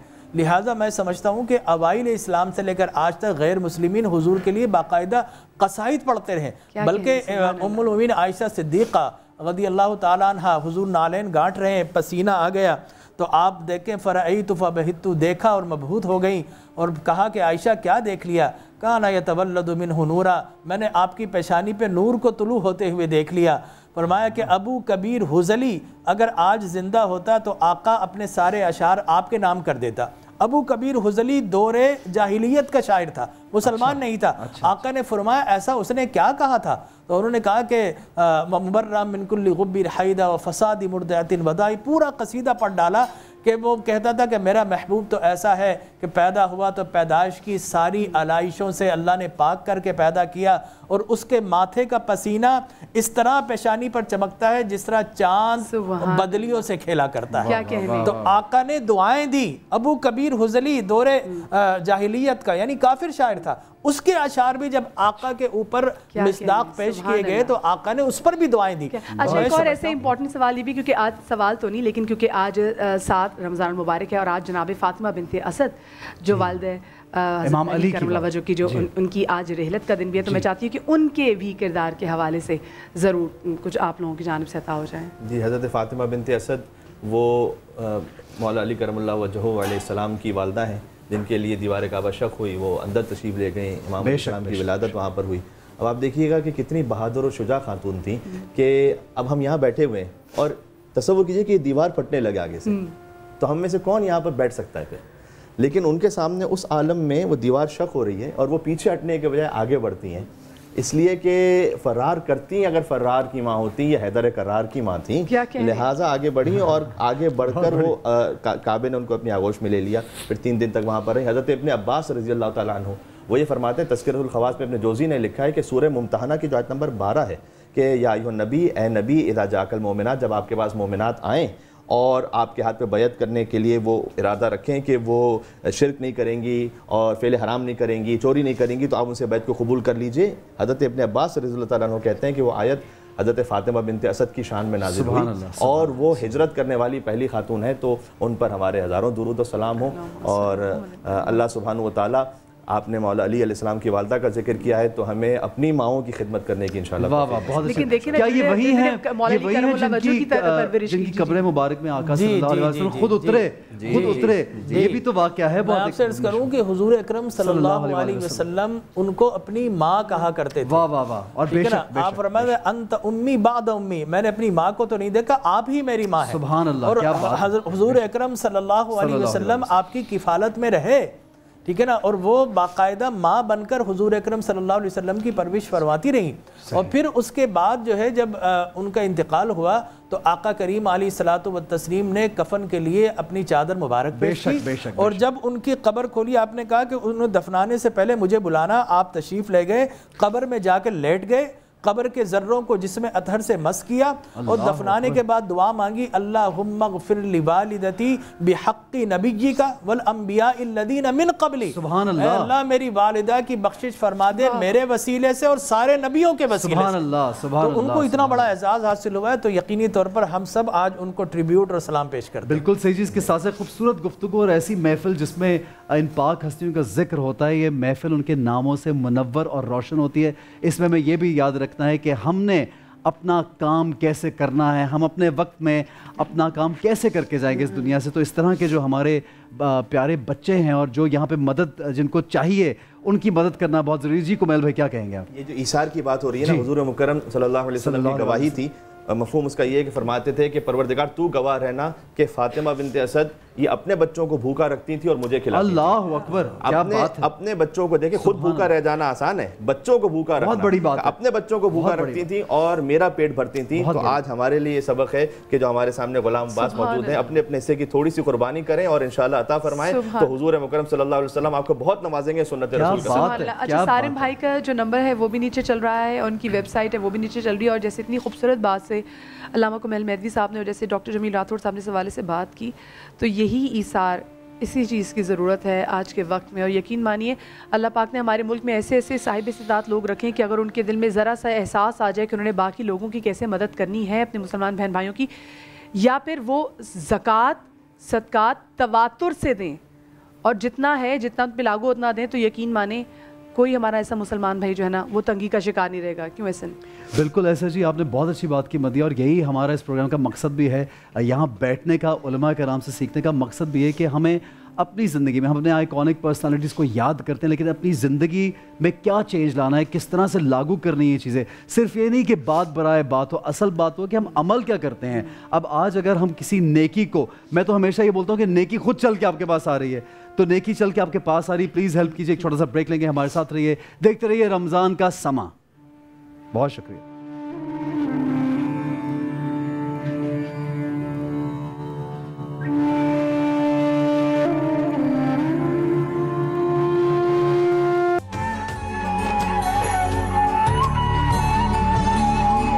जी बिस्मिल्लाहिर्रहमानिर्रहीम, अस्सलाम वालेकुम, वेलकम बैक। इतने रमज़ान का समा आप लोग देख रहे हैं और आई होप कि आप आज का शो जो उसको एंजॉय कर रहे हैं, उससे कुछ सीखेंगे।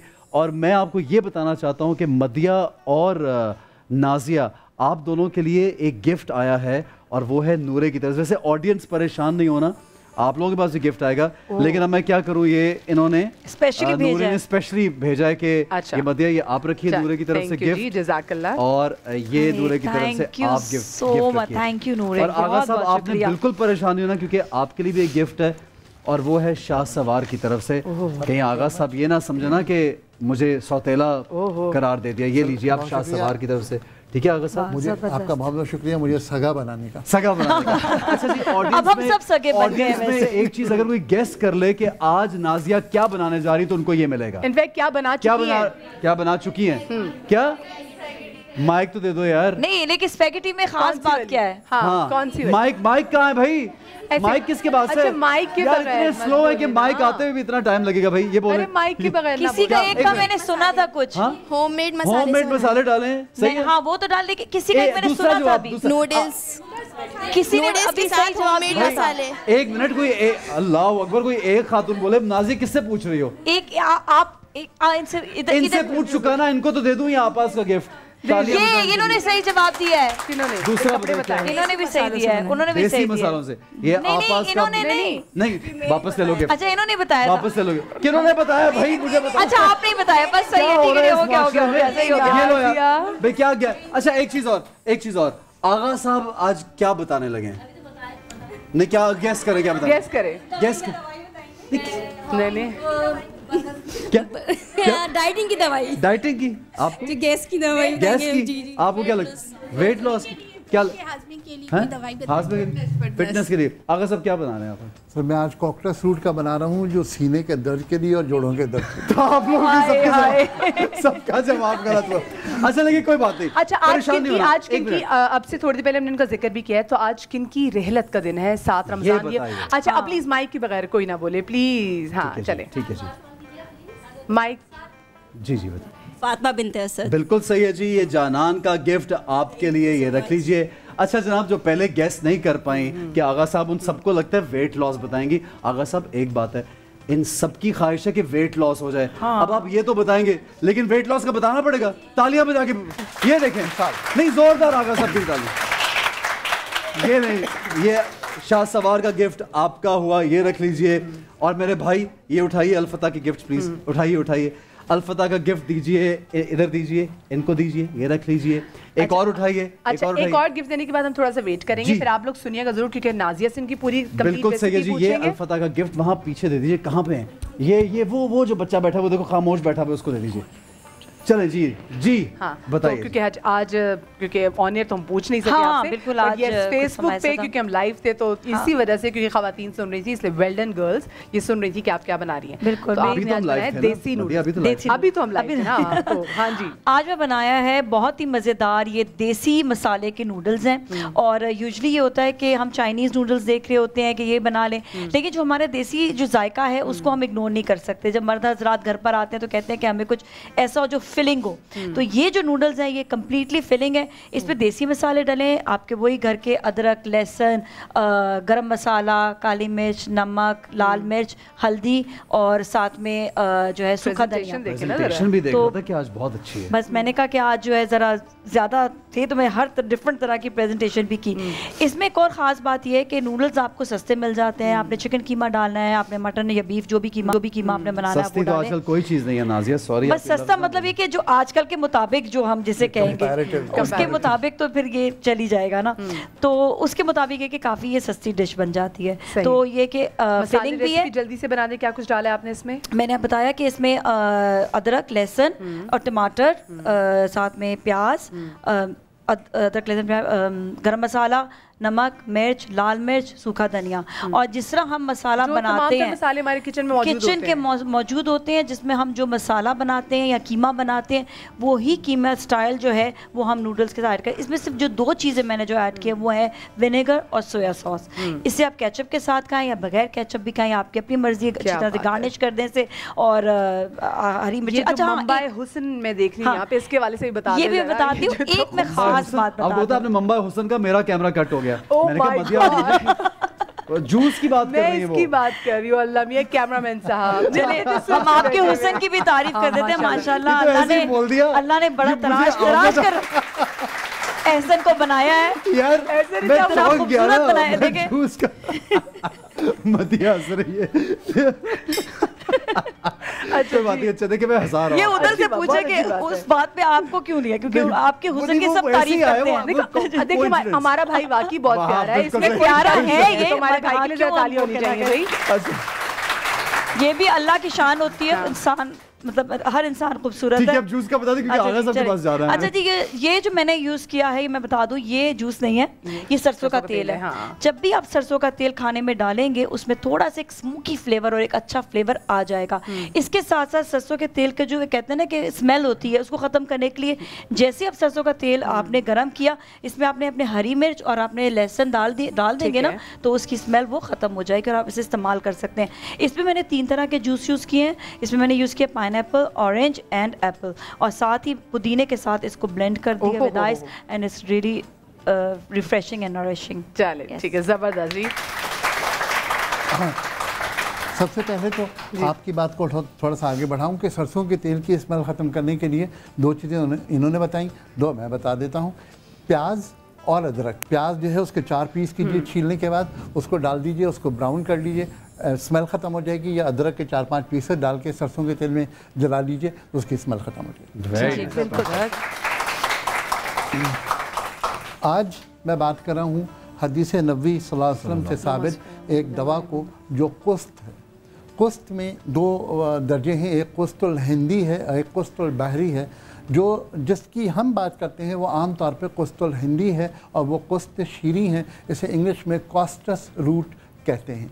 ये नबी करीम सल्लल्लाहु अलैहि वसल्लम के दौर में बच्चों के लिए ख़ास तौर पे सीने के अमराज के लिए, और वहाँ जो लफ्ज़ हदीस पाक में इस्तेमाल हुआ है वो ज़ातुल जंब हुआ है। ज़ातुल जंब को अगर मैं आज देखूँ तो उसे हम कहेंगे प्लोरेसी, यानी जो हमारे फेफड़े के ऊपर झिल्ली होती है जिसे प्लूरा कहते हैं, उस प्लूरा में वरम आ जाने का नाम प्लूरेसी है और उसके लिए ये दवा इस्तेमाल होती है। इस दवा के जो अज्जा हैं ये मैं अर्ज़ करता हूँ।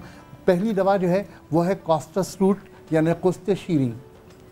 इसके अंदर दूसरी दवा है और उसका नाम है, ये इजीली मिल जाती है बहुत आसानी से, बहुत आसानी से, और मैं आपसे कहूँ कि दुनिया में कहीं भी आप चाहें ये मिल जाएगी।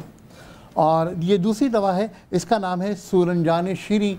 सूरंजान को हमारे यहाँ आम तौर पे जोड़ों के दर्द में इस्तेमाल किया जाता है और इसे अब पूरी दुनिया में बड़ी पजीराई मिल रही है। ये तीसरी दवा है, इसका नाम है इसगंध नागोरी। इसे इंग्लिश में अश्वगंधा कहते हैं। ये एनर्जी लेवल को बेहतर करने के लिए एक बहुत अच्छी चीज़ है। ये वो तमाम दवाएं हैं जो जोड़ों के दर्द के लिए इस्तेमाल हो सकती हैं। जो छोटी सी मुझसे गलती हुई, ये काकड़ा सिंघी है और ये कुस्त का पाउडर है। अच्छा। तो ये काकड़ा सिंघी जो है ये गले के दर्द के लिए और खांसी के लिए बहुत अच्छी दवा है। और मैं आपसे अर्ज़ करूं कि पूरी दुनिया में कॉस्टस रूट और ये काकड़ा सिंघी का रिवाज इस वक्त बहुत ज़्यादा पड़ा। जब हमारे यहाँ कोविड बहुत ज़्यादा आ गया था और चेस्ट के HRCT बहुत ज़्यादा ख़राब आ रहे थे, उस वक्त इन दवाओं का रिवाज हुआ कि ये तमाम दवाएं इस्तेमाल करनी चाहिए। ये तो फिर खांसी का बड़ा अच्छा शरबत भी बन सकता है, मैं घर लेके जाऊंगी। बिल्कुल ले जाइएगा। अगर साहब आपने अश्वगंधा की बात की, अब तो वो इंटरनेशनली अश्वगंधा हर हेल्थ स्टोर पे उसकी टैबलेट्स और पाउडर और उसकी गोलियां बहुत मिल रही हैं और लोग बहुत यूज कर रहे हैं। आई थिंक हिंदुस्तान में ये बहुत पहले से पॉपुलर है, लेकिन अब बाकी जगहों पे दुनिया और वहीं से यूजुअली सारी यूनानी में हमेशा से पॉपुलर है। अच्छा, इसमें एक आज लोगों की ख़वातीन की फरमाइश बहुत ज़्यादा होती है, तो मैंने आज दूसरी जो रेसिपी है वो मैं अर्ज़ करने लगा हूँ। ये कुस्त शीरी का जो पाउडर है, ये वो कुस्त शीरी का पाउडर है। दूसरी दवा है, इसको कहते हैं हुस्न यूसुफ। वाह, वो आप किसी और चीज़ की बात कर रहे थे, मैं इसलिए हुस्न यूसुफ ले रहा। तीसरी दवा है मुल्तानी मिट्टी, चौथी दवा है दही और पांचवी दवा है नीम का तेल। 1 चमचा कुस्त शीरी का पाउडर, 1 चमचा हुस्न यूसुफ, 1 चमचा मुल्तानी मिट्टी, 4 चमचे दही और 10 से लेकर 12 कतरे नीम का तेल। ये मिक्स कीजिए, अपने चेहरे पे स्क्रब की तरह लगा लीजिए। आधा घंटे के बाद ठंडे पानी से मुंह धो लीजिए, आपका चेहरा दमकने लगेगा और जो चेहरे पे महासे हैं, चेहरे पे कीले हैं, वो बेहतर हो जाएंगी और जो निशान होते हैं काले काले, ये बेहतर हो जाएंगे। इसका मुस्तकिल इस्तेमाल कीजिए, ये बहुत फ़ायदेमंद दवा है। सब डन। अच्छा, अब एक अगर कोई मुझे सवाल का जवाब दे देगा, जो पहली 3 जड़ी बूटियां आगा साहब ने बताई उनमें से एक का नाम बता दो। क्या कौन बताएगा? माइक का ये माइक है। आगा साहब जरा सुनिएगा गौर से। चीरी बिल्कुल सही है। प्रोग्राम लो जी, जानान का गिफ्ट इनको जाएगा। जल्दी से तालियां बजाइए उनके लिए। हाँ, बेटाइए उनको तो ये जानान का गिफ्ट बेटा उनको देके आए आगे। जल्दी से। अच्छा, एक और अगली जड़ी बूटी का नाम बता दीजिए कोई और। वो पीछे माइक दीजिएगा। नहीं, वो पीछे आप ही बताने लगी हैं। भाई वो पीछे हमारा एक बच्चा भी बैठा, उसकी तरफ उनका भी हक है ना, जो पिंक कलर की शर्ट में। जी अच्छा, माफ कीजिएगा, ठीक है। उसने यूसुफ तो फिर अभी पहली जड़ी बूटियों में जो बात की गई है, जो पहली। अच्छा, वो जो बच्चा हमारे पास बैठा हुआ पिंक कलर की शर्ट में, बच्चे आपके पास आप क्या कहना चाह रहे थे? कुछ पूछना चाह रहे जी? Cluster fruit. हाँ, कुस्त शीरी का आपने इंग्लिश नेम ये फोटाइल दीजिए इनको भी जाएगा। क्योंकि यकीन मानिए दोनों नाम मैं भी बोल नहीं सकती, क्योंकि मुझे भी नहीं आते अभी तक, ना अंग्रेजी का ना उर्दू का। अल्लाह अकबर। अच्छा बताइए क्या अंग्रेजी वाला जो नाम है दोबारा से पूछिए, मैं भी नहीं, मुझे भी नहीं पता क्या नाम था। Costus root, COSTUS। अच्छा, रूट है। नहीं याद हो जाएगा आपको, लेकिन ये घर ले जाके ट्राई, आपको काफी दिनों से खाना इन दोनों को बहुत दिनों से वैसे हल्का सा मुझे भी चेस्ट में कंजेशन है, इनकी तो आवाज बदली हुई थी, तो इसका क्या करेंगे? आवाज बदल जाए तो क्या करे इंसान? इसका इलाज बता दीजिए। सिर्फ गर्म पानी में नमक डाल के नाक साफ करे, गरारे करे, जैसे मैंने काकड़ा सिंघी की बात की। काकड़ा सिंघी ये आगा साहब गीदड़ सिंगी तो सुना था, काकड़ा सिंगी क्या होता है? गीदड़ सिंगी पता नहीं आपके पास होगी, मेरे पास तो काकड़ा सिंगी। इसी से गुजारा करते हैं फिलहाल। ये खाएंगे किस तरह ये तो बता दें। इसका बिल्कुल बारीक पाउडर करके इसी तरह खा लें और उसके साथ जो है गर्म पानी का इस्तेमाल करें, उससे इंशाल्लाह ताला इतना खाएं क्वार्टर टी स्पून। ओके बस। और ये एक बात मैं हमेशा के लिए कह रहा हूँ कि जो लोग दवा बताते हैं, अगर वो दवा की मिकदार बताना भूल जाएं तो हमेशा याद रखिए क्वार्टर टी स्पून से स्टार्ट करें, उसमें किसी भी किस्म का हार्म कभी नहीं होगा। बहुत सारे लोग दवा बताते हुए भूल जाते हैं ये वज़न बताना कि इसकी मिकदार खुराक क्या है, तो हमेशा के लिए एक उसूल बना लीजिए और इस उसूल पर अमल करेंगे तो किसी किस्म का नुकसान कभी नहीं। सूरजजान का भी सेफ। हाँ, सूरजजान का भी। हाँ, सूरजजान कॉल्चिकम है। कॉल्चिकम का एक एक्सट्रैक्ट है, उसका नाम कॉल्चेसिलीन है। आज पूरी दुनिया में जोड़ों के दर्द के लिए दवा इस्तेमाल हो रही है, वो कॉल्चेसिलीन दुनिया की बेस्ट मेडिसिन है। ये 1000 साल से तिब्ब यूनानी में इस्तेमाल होती है। इसका नाम सिंधी में भी, फारसी में भी, अरबी में भी सूरजजान शीरी ही है। अच्छा, एक चीज़ आज ना आगा साहब हर रोज़ की तरह आगा साहब को लगा मैं जल्दी जल्दी अपने सेगमेंट निपटा लूं। अब जब निपटा लिए तो हम ज़्यादा आगा सब परेशान हो कि इन्होंने तो ऑपरेशन नहीं। आज एक और सवाल भी है। अच्छा, मैंने कहा था आवाज़ बदल जाए लेकिन इंसान नहीं बदलना चाहिए। क्यों आगा साहब? आवाज़ भले बदल जाए, इंसान नहीं बदलना चाहिए। मैं वैसी हूँ, आप वैसी हैं। अच्छा, आप पूछे सवाल। सूरजजान, मैंने सुना है कि जो मतलब एक्टिव होने के लिए भी ये इस्तेमाल किया जाता है कि आप थोड़े से एक्टिव हो जाए, एनर्जी आ जाती है। एनर्जाइजर है। एनर्जाइजर भी बुनियादी तौर पर वो तमाम दवाएं जो आपके दर्द के एहसास को ख़त्म करती है वो हमेशा energizer. It's a pain killer as well. Yes. लेकिन हड्डियों का स्पेसिफिकली हड्डियों के लिए स्पेसिफिक, और जिनको जोड़ों का दर्द है, जिनमें इवन रोमेटिक आर्थराइटिस है, उन लोगों के लिए भी सूरजजान शीरी बहुत अच्छी दवा है। अगर खाली इसको यूज़ करना तो क्या करेंगे? बाकी सब कुछ मिलाना ज़रूरी है?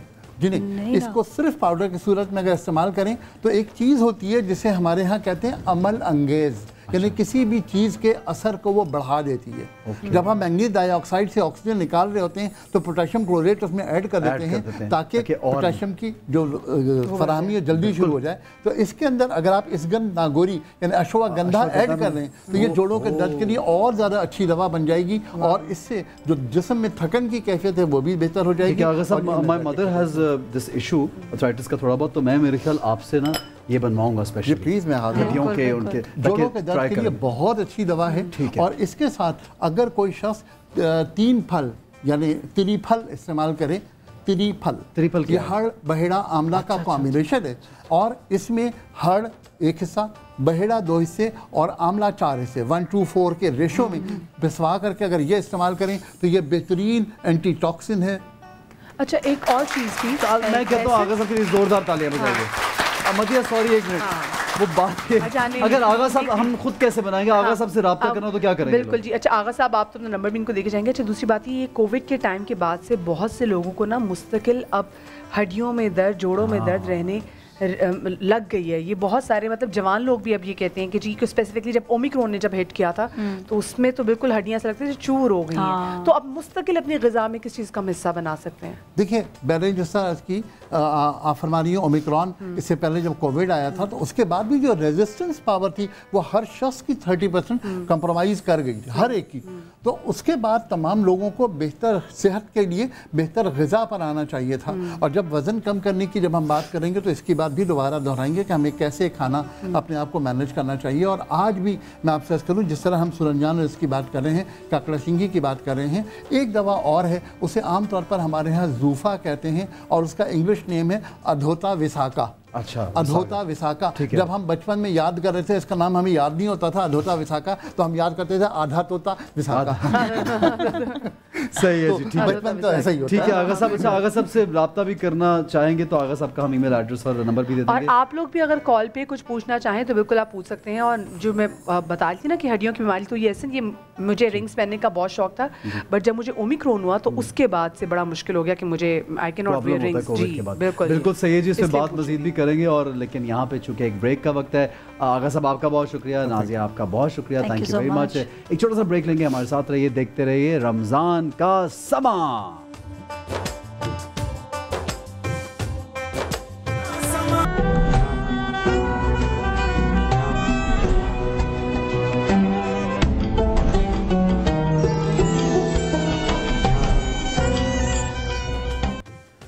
जी बिस्मिल्लाहिर्रहमानिर्रहीम, अस्सलाम वालेकुम, वेलकम बैक। कहते हैं आपको बनोसमा की आवाज़, हमारा आपका सबका फेवरेट सेगमेंट है और बनोसमा की आवाज़ में हमारे जूनियर जजेस और सीनियर जजेस साथ साथ हैं। अस्सलाम वालेकुम सभी भाई, कैसे हैं आप? हसी भाई आप कैसे हैं? अल्हम्दुलिल्लाह माशाल्लाह खैरियत से। जी असद और मारूफ कैसे हैं आप लोग? शुक्र है हसन भाई, आप खैरियत से? जी अल्लाह का अच्छा, बड़ा करम है। आज के दिन क्योंकि देखें आज हमारे जो अभी तक 10 कंटेस्टेंट आके पढ़ चुके हैं बनोसमा की आवाज़ में, उसमें से 5 कंटेस्टेंट जो हैं वो इस पूरे कंपटीशन का पार्ट नहीं रहेंगे। सो हम अभी बता दें कि कौन से ऐसे बच्चे हैं जो कंपटीशन का पार्ट नहीं रहेंगे, या एंड में जाके बताएं? अभी बता दें, अभी दिखा देते हैं। हाँ, अभी जो वैसे थोड़ी तकलीफ भी होगी, मुझे थोड़ा इंतजार करते हैं। एंड में बताएं, एंड में नात सुन लेते हैं और फिर उसके बाद हम इंशाल्लाह बताएंगे। ठीक है जी। तो कौन है जी, आज बताइए। आज हमारे पहले कंटेस्टेंट हैं फैसलाबाद से अली रज़ा जी। जो अच्छा एक बात असल आपसे मैं ये बात हम ऑन एयर हैं क्योंकि इन्होंने कल तलफ़्फ़ुज़ पे और लफ्ज़ों की अदायगी पे बहुत ज़ोर दिया जी। तो क्या आपने आज के जो कंटेस्टेंट हैं उनकी नात और उनके लफ्ज़ और हर चीज़ सुन के आप उनको यहाँ पे ले जी बिल्कुल सुन लिया है। देखें एहसन भाई, बाज़ औक़ात ये होता है कि हमने तो अल्लाह का शुक्र है सुन लिया है। कल वाले जो आज़ाद कश्मीर से इस्लामाबाद गए थे ना, उनको हम सुन नहीं सके थे, वो सफ़र में थे। अब हमने सुन लिया है, लेकिन देखें जब कोई भी से उनको सफ़र करा दिया, कोई भी जब नौजवान यहाँ पर आके पढ़ता है, बच्चा या बच्ची, उसकी परफॉर्मेंस का उसका मसला होता है। हम पहले तो सुन लेते हैं, लेकिन अब परफॉर्म करना इनका काम है। बिल्कुल उस वक्त क्या परफॉर्म कर और अगर सफर में नहीं थे तो आप सफर से पहले सुन सकते थे, एक दिन पहले भी सुन सकते थे। अच्छा लेकिन मदिया वैसे एक बात है, मुझे ऐसा फील हो रहा है क्योंकि आपने तो पहले भी इसका हिस्सा बन चुके और सुहेल भाई तो उन्होंने तो आगाज़ ही किया इस बनोसमा की आवाज़ का, लेकिन मैं ये समझता हूँ कि जितने भी लोग पार्टिसिपेट कर रहे हैं माशाल्लाह बहुत अच्छा पढ़ने वाले हैं, माशाल्लाह सबके सब। देखिए जिक्र ही ऐसा है कि जिक्र इतना कमाल है तो जो जिक्र करने वाले वो कितने कमाल होंगे। तो फैसलाबाद से हमारे जो कंटेस्टेंट है, क्या नाम है उनका? अली रज़ा जी। अली रज़ा, बिस्मिल्लाह।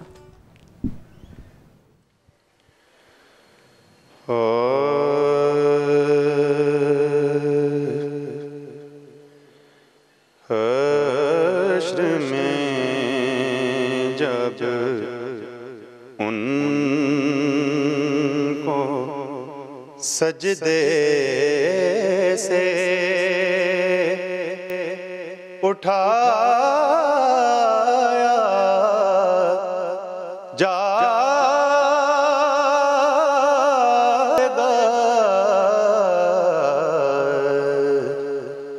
हम गुनाहगारों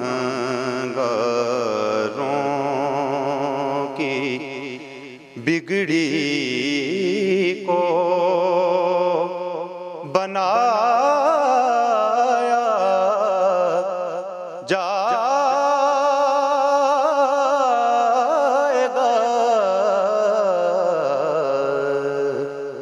हश्र में जब उनको सजदे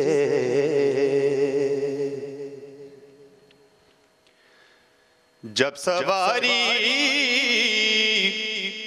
सैयदा ज़हरा की आई हश्र में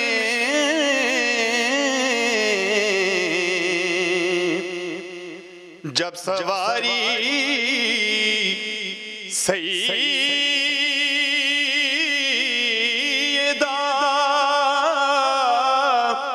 ज़हरा की आई हश्र में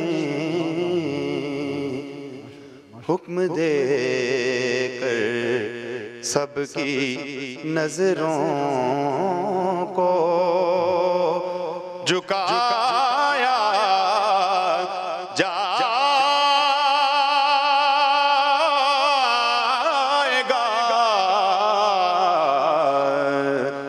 हम गुनाहगारों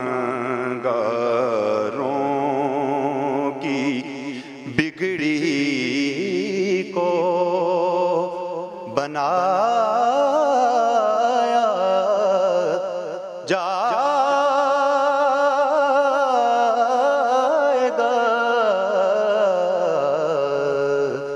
हश्र में जब उनको सजदे से उठाया जाएगा।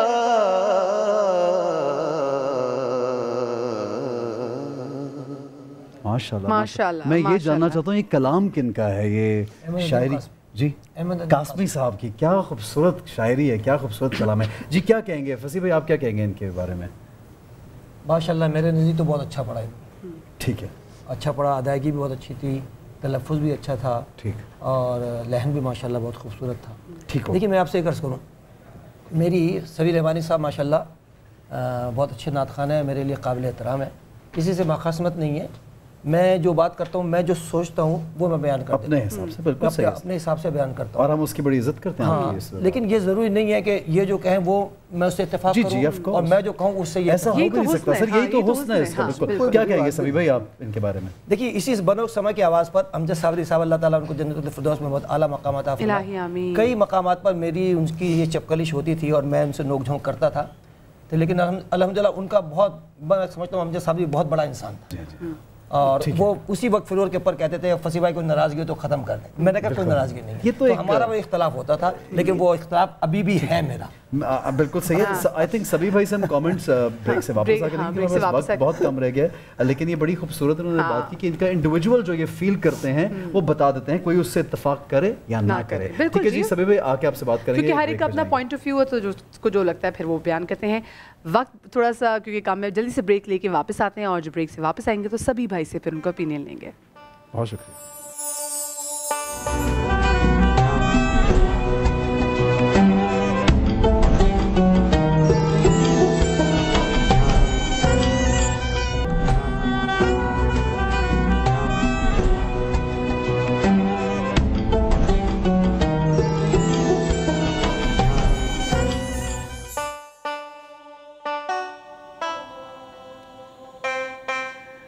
बानो समा की आवाज़ में आपको एक बार फिर से खुश आमदेद कहते हैं। ब्रेक पर जाने से पहले, जो कि थोड़ी सी लंबी ब्रेक होगी, उससे जाने से पहले फैसलाबाद से हमारे साथ है अली रज़ा भाई, और फसी भाई ने तो उनके हवाले से जो अपना ओपिनियन था वो दे दिया। अब सभी भाई का ओपिनियन है वो रहता है। जी सभी भाई। अली रज़ा ने माशाल्लाह बहुत अच्छा पढ़ा, इसमें कोई शक नहीं है, लेकिन उसके लिए मैं एक सजेशन है मेरी कि बेटे जब भी इब्तिदा करो ना तो बहुत जम कर करो। उसकी वजह है कि इब्तिदा में जब आपने अस्ताई शुरू किया तो आपकी आवाज़ में एक वाइब्रेशन थी, एक लर्जिश, जो ज़ाहिर है कि इब्तिदा में होती है, लेकिन वहीं से कंट्रोल करना बहुत ज़रूरी होता है ताकि आवाज़ की पुख्तगी और आवाज़ का स्ट्रोक यकसा आए। आपने पढ़ा बहुत अच्छा, माशाल्लाह, सलामत रहिए।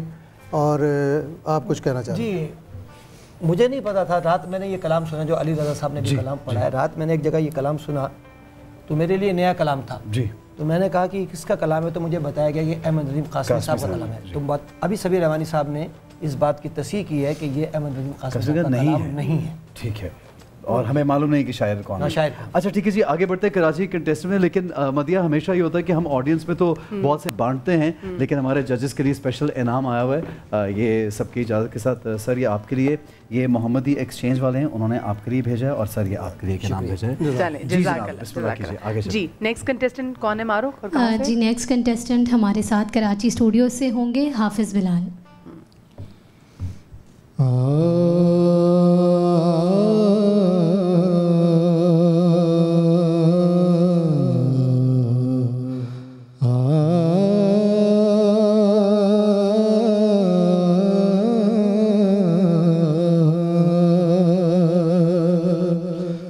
खुशबू है दो आलम,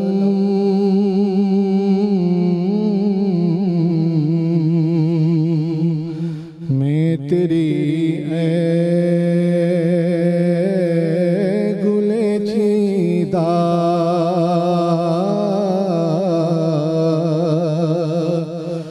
किस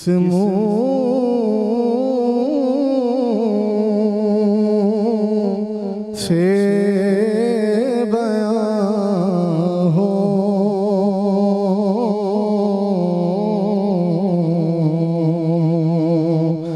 तेरे औसाफ हमीदा खैरा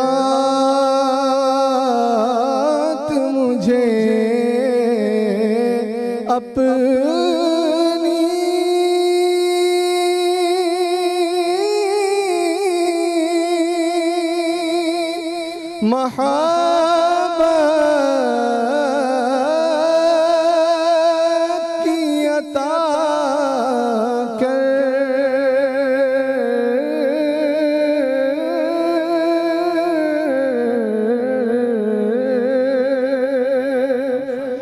खैरात मुझे अपनी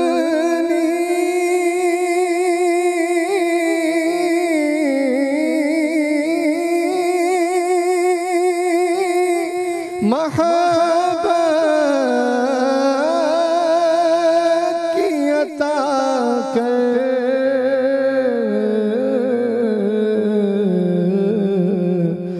आया हूँ तेरे दर पे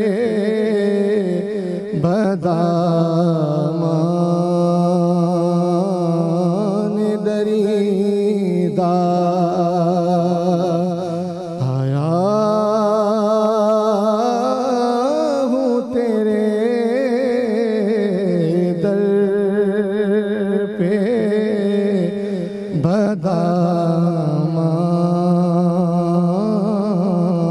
बदामान दरीदा,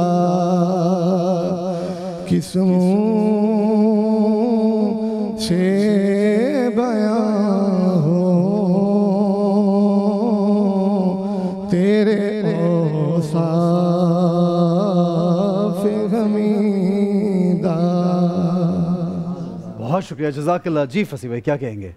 वो उनको खुद पता है उनसे क्या हो रहा था, आवाज़ अंतरम से सही नहीं लग रहा था, उसको दिक्कत पेश आ रही थी। और फिर वो सभी भाई वाली बात कि रोज़ा है, तो रोज़े की वजह से मेरा ख्याल है वो ऐसा ही हो रहा था मेरे भाई। बताइए कि आप खुद बताइए ना, बोलिए माइक। जी जी ऐसा ही हो रहा, क्या हो रहा था? गले में खराश आ रही है। ठीक है जी सभी भाई क्या कहेंगे?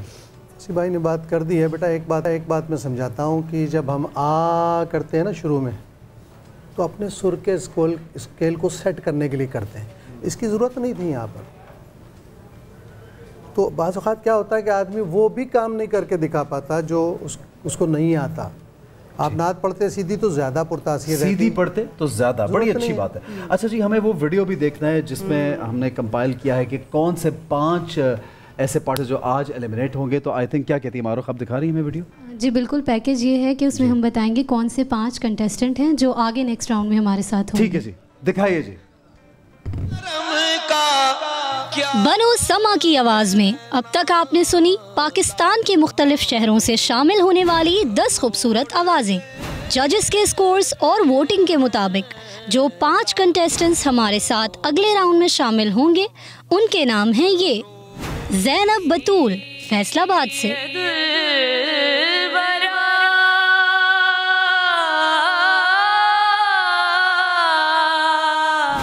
फातिमा सगीर कराची से,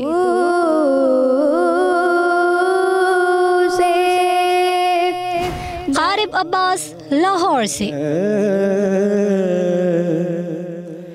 ज़ुबां पर मोहम्मद, कहकशां सुहेल कराची से,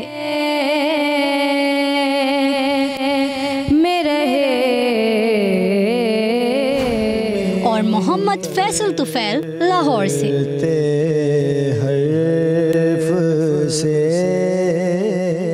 हम इन 5 खुशनसीब कंटेस्टेंट्स को अगले राउंड में शामिल होने के लिए मुबारकबाद पेश करते हैं। इन तमाम तर 5 कंटेस्टेंट को जो कि बनों की समा की आवाज़ का हिस्सा रह गए हैं, इनको मुबारकबाद पेश करते हैं। बिल्कुल ऐसे ही होगा कि अब फिर मज़ीद 10 कंटेस्टेंट जो है वो शामिल होंगे, उनमें से 5 जो है वो रह जाएंगे हिस्से में और बाकी 5 इस कॉम्पिटिशन से निकल जाएंगे। अच्छा, क्योंकि मदिया सभी अच्छा पढ़ने वाले तो थोड़ी सी तकलीफ तो होती होगी निकालने में, है ना? बिल्कुल हाँ। तो एक छोटी सी ब्रेक ले रहे, ब्रेक के बाद मिलते हैं।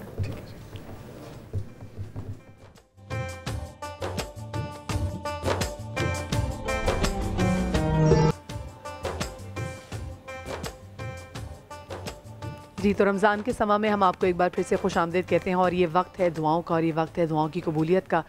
तो जब दुआ मांगे तो हमें भी अपनी दुआ में ज़रूर याद रखिएगा, और अपने इस पाकिस्तान को और हमारे जो दीगर हम वतन हैं, अल्लाह पाक हमें इस परेशानी से, इस महंगाई के अजाब से, इस मुफलिसी से ज़रूर निकाले और हमें खुददार कौम बनाए। जी, और आज का टॉपिक चूँकि महंगाई पर था और नाप तोल में कमी करने पर था, तो रसूल खुदा मुस्तफ़ा सल्लल्लाहु अलैहि वसल्लम के हदीस का मफ़हूम है कि ए मेरी कौम, नाप तोल में कमी मत करो, इंसाफ करो और फसाद फैलाने वालों में से मत हो जाओ, और इसको बहुत बड़ा गुनाह कहा गया है। तो आज हम इस प्रोग्राम से यही सीख के जाएंगे। हमें कोशिश करनी है कि बेहतरी लेके आएँ अपने माशरे में। मारूख के कलाम की जानिब बढ़ेंगे और चाहेंगे कि उसी से हमारे शो का ख़त्म हो। जी बिस्मिल्लाह।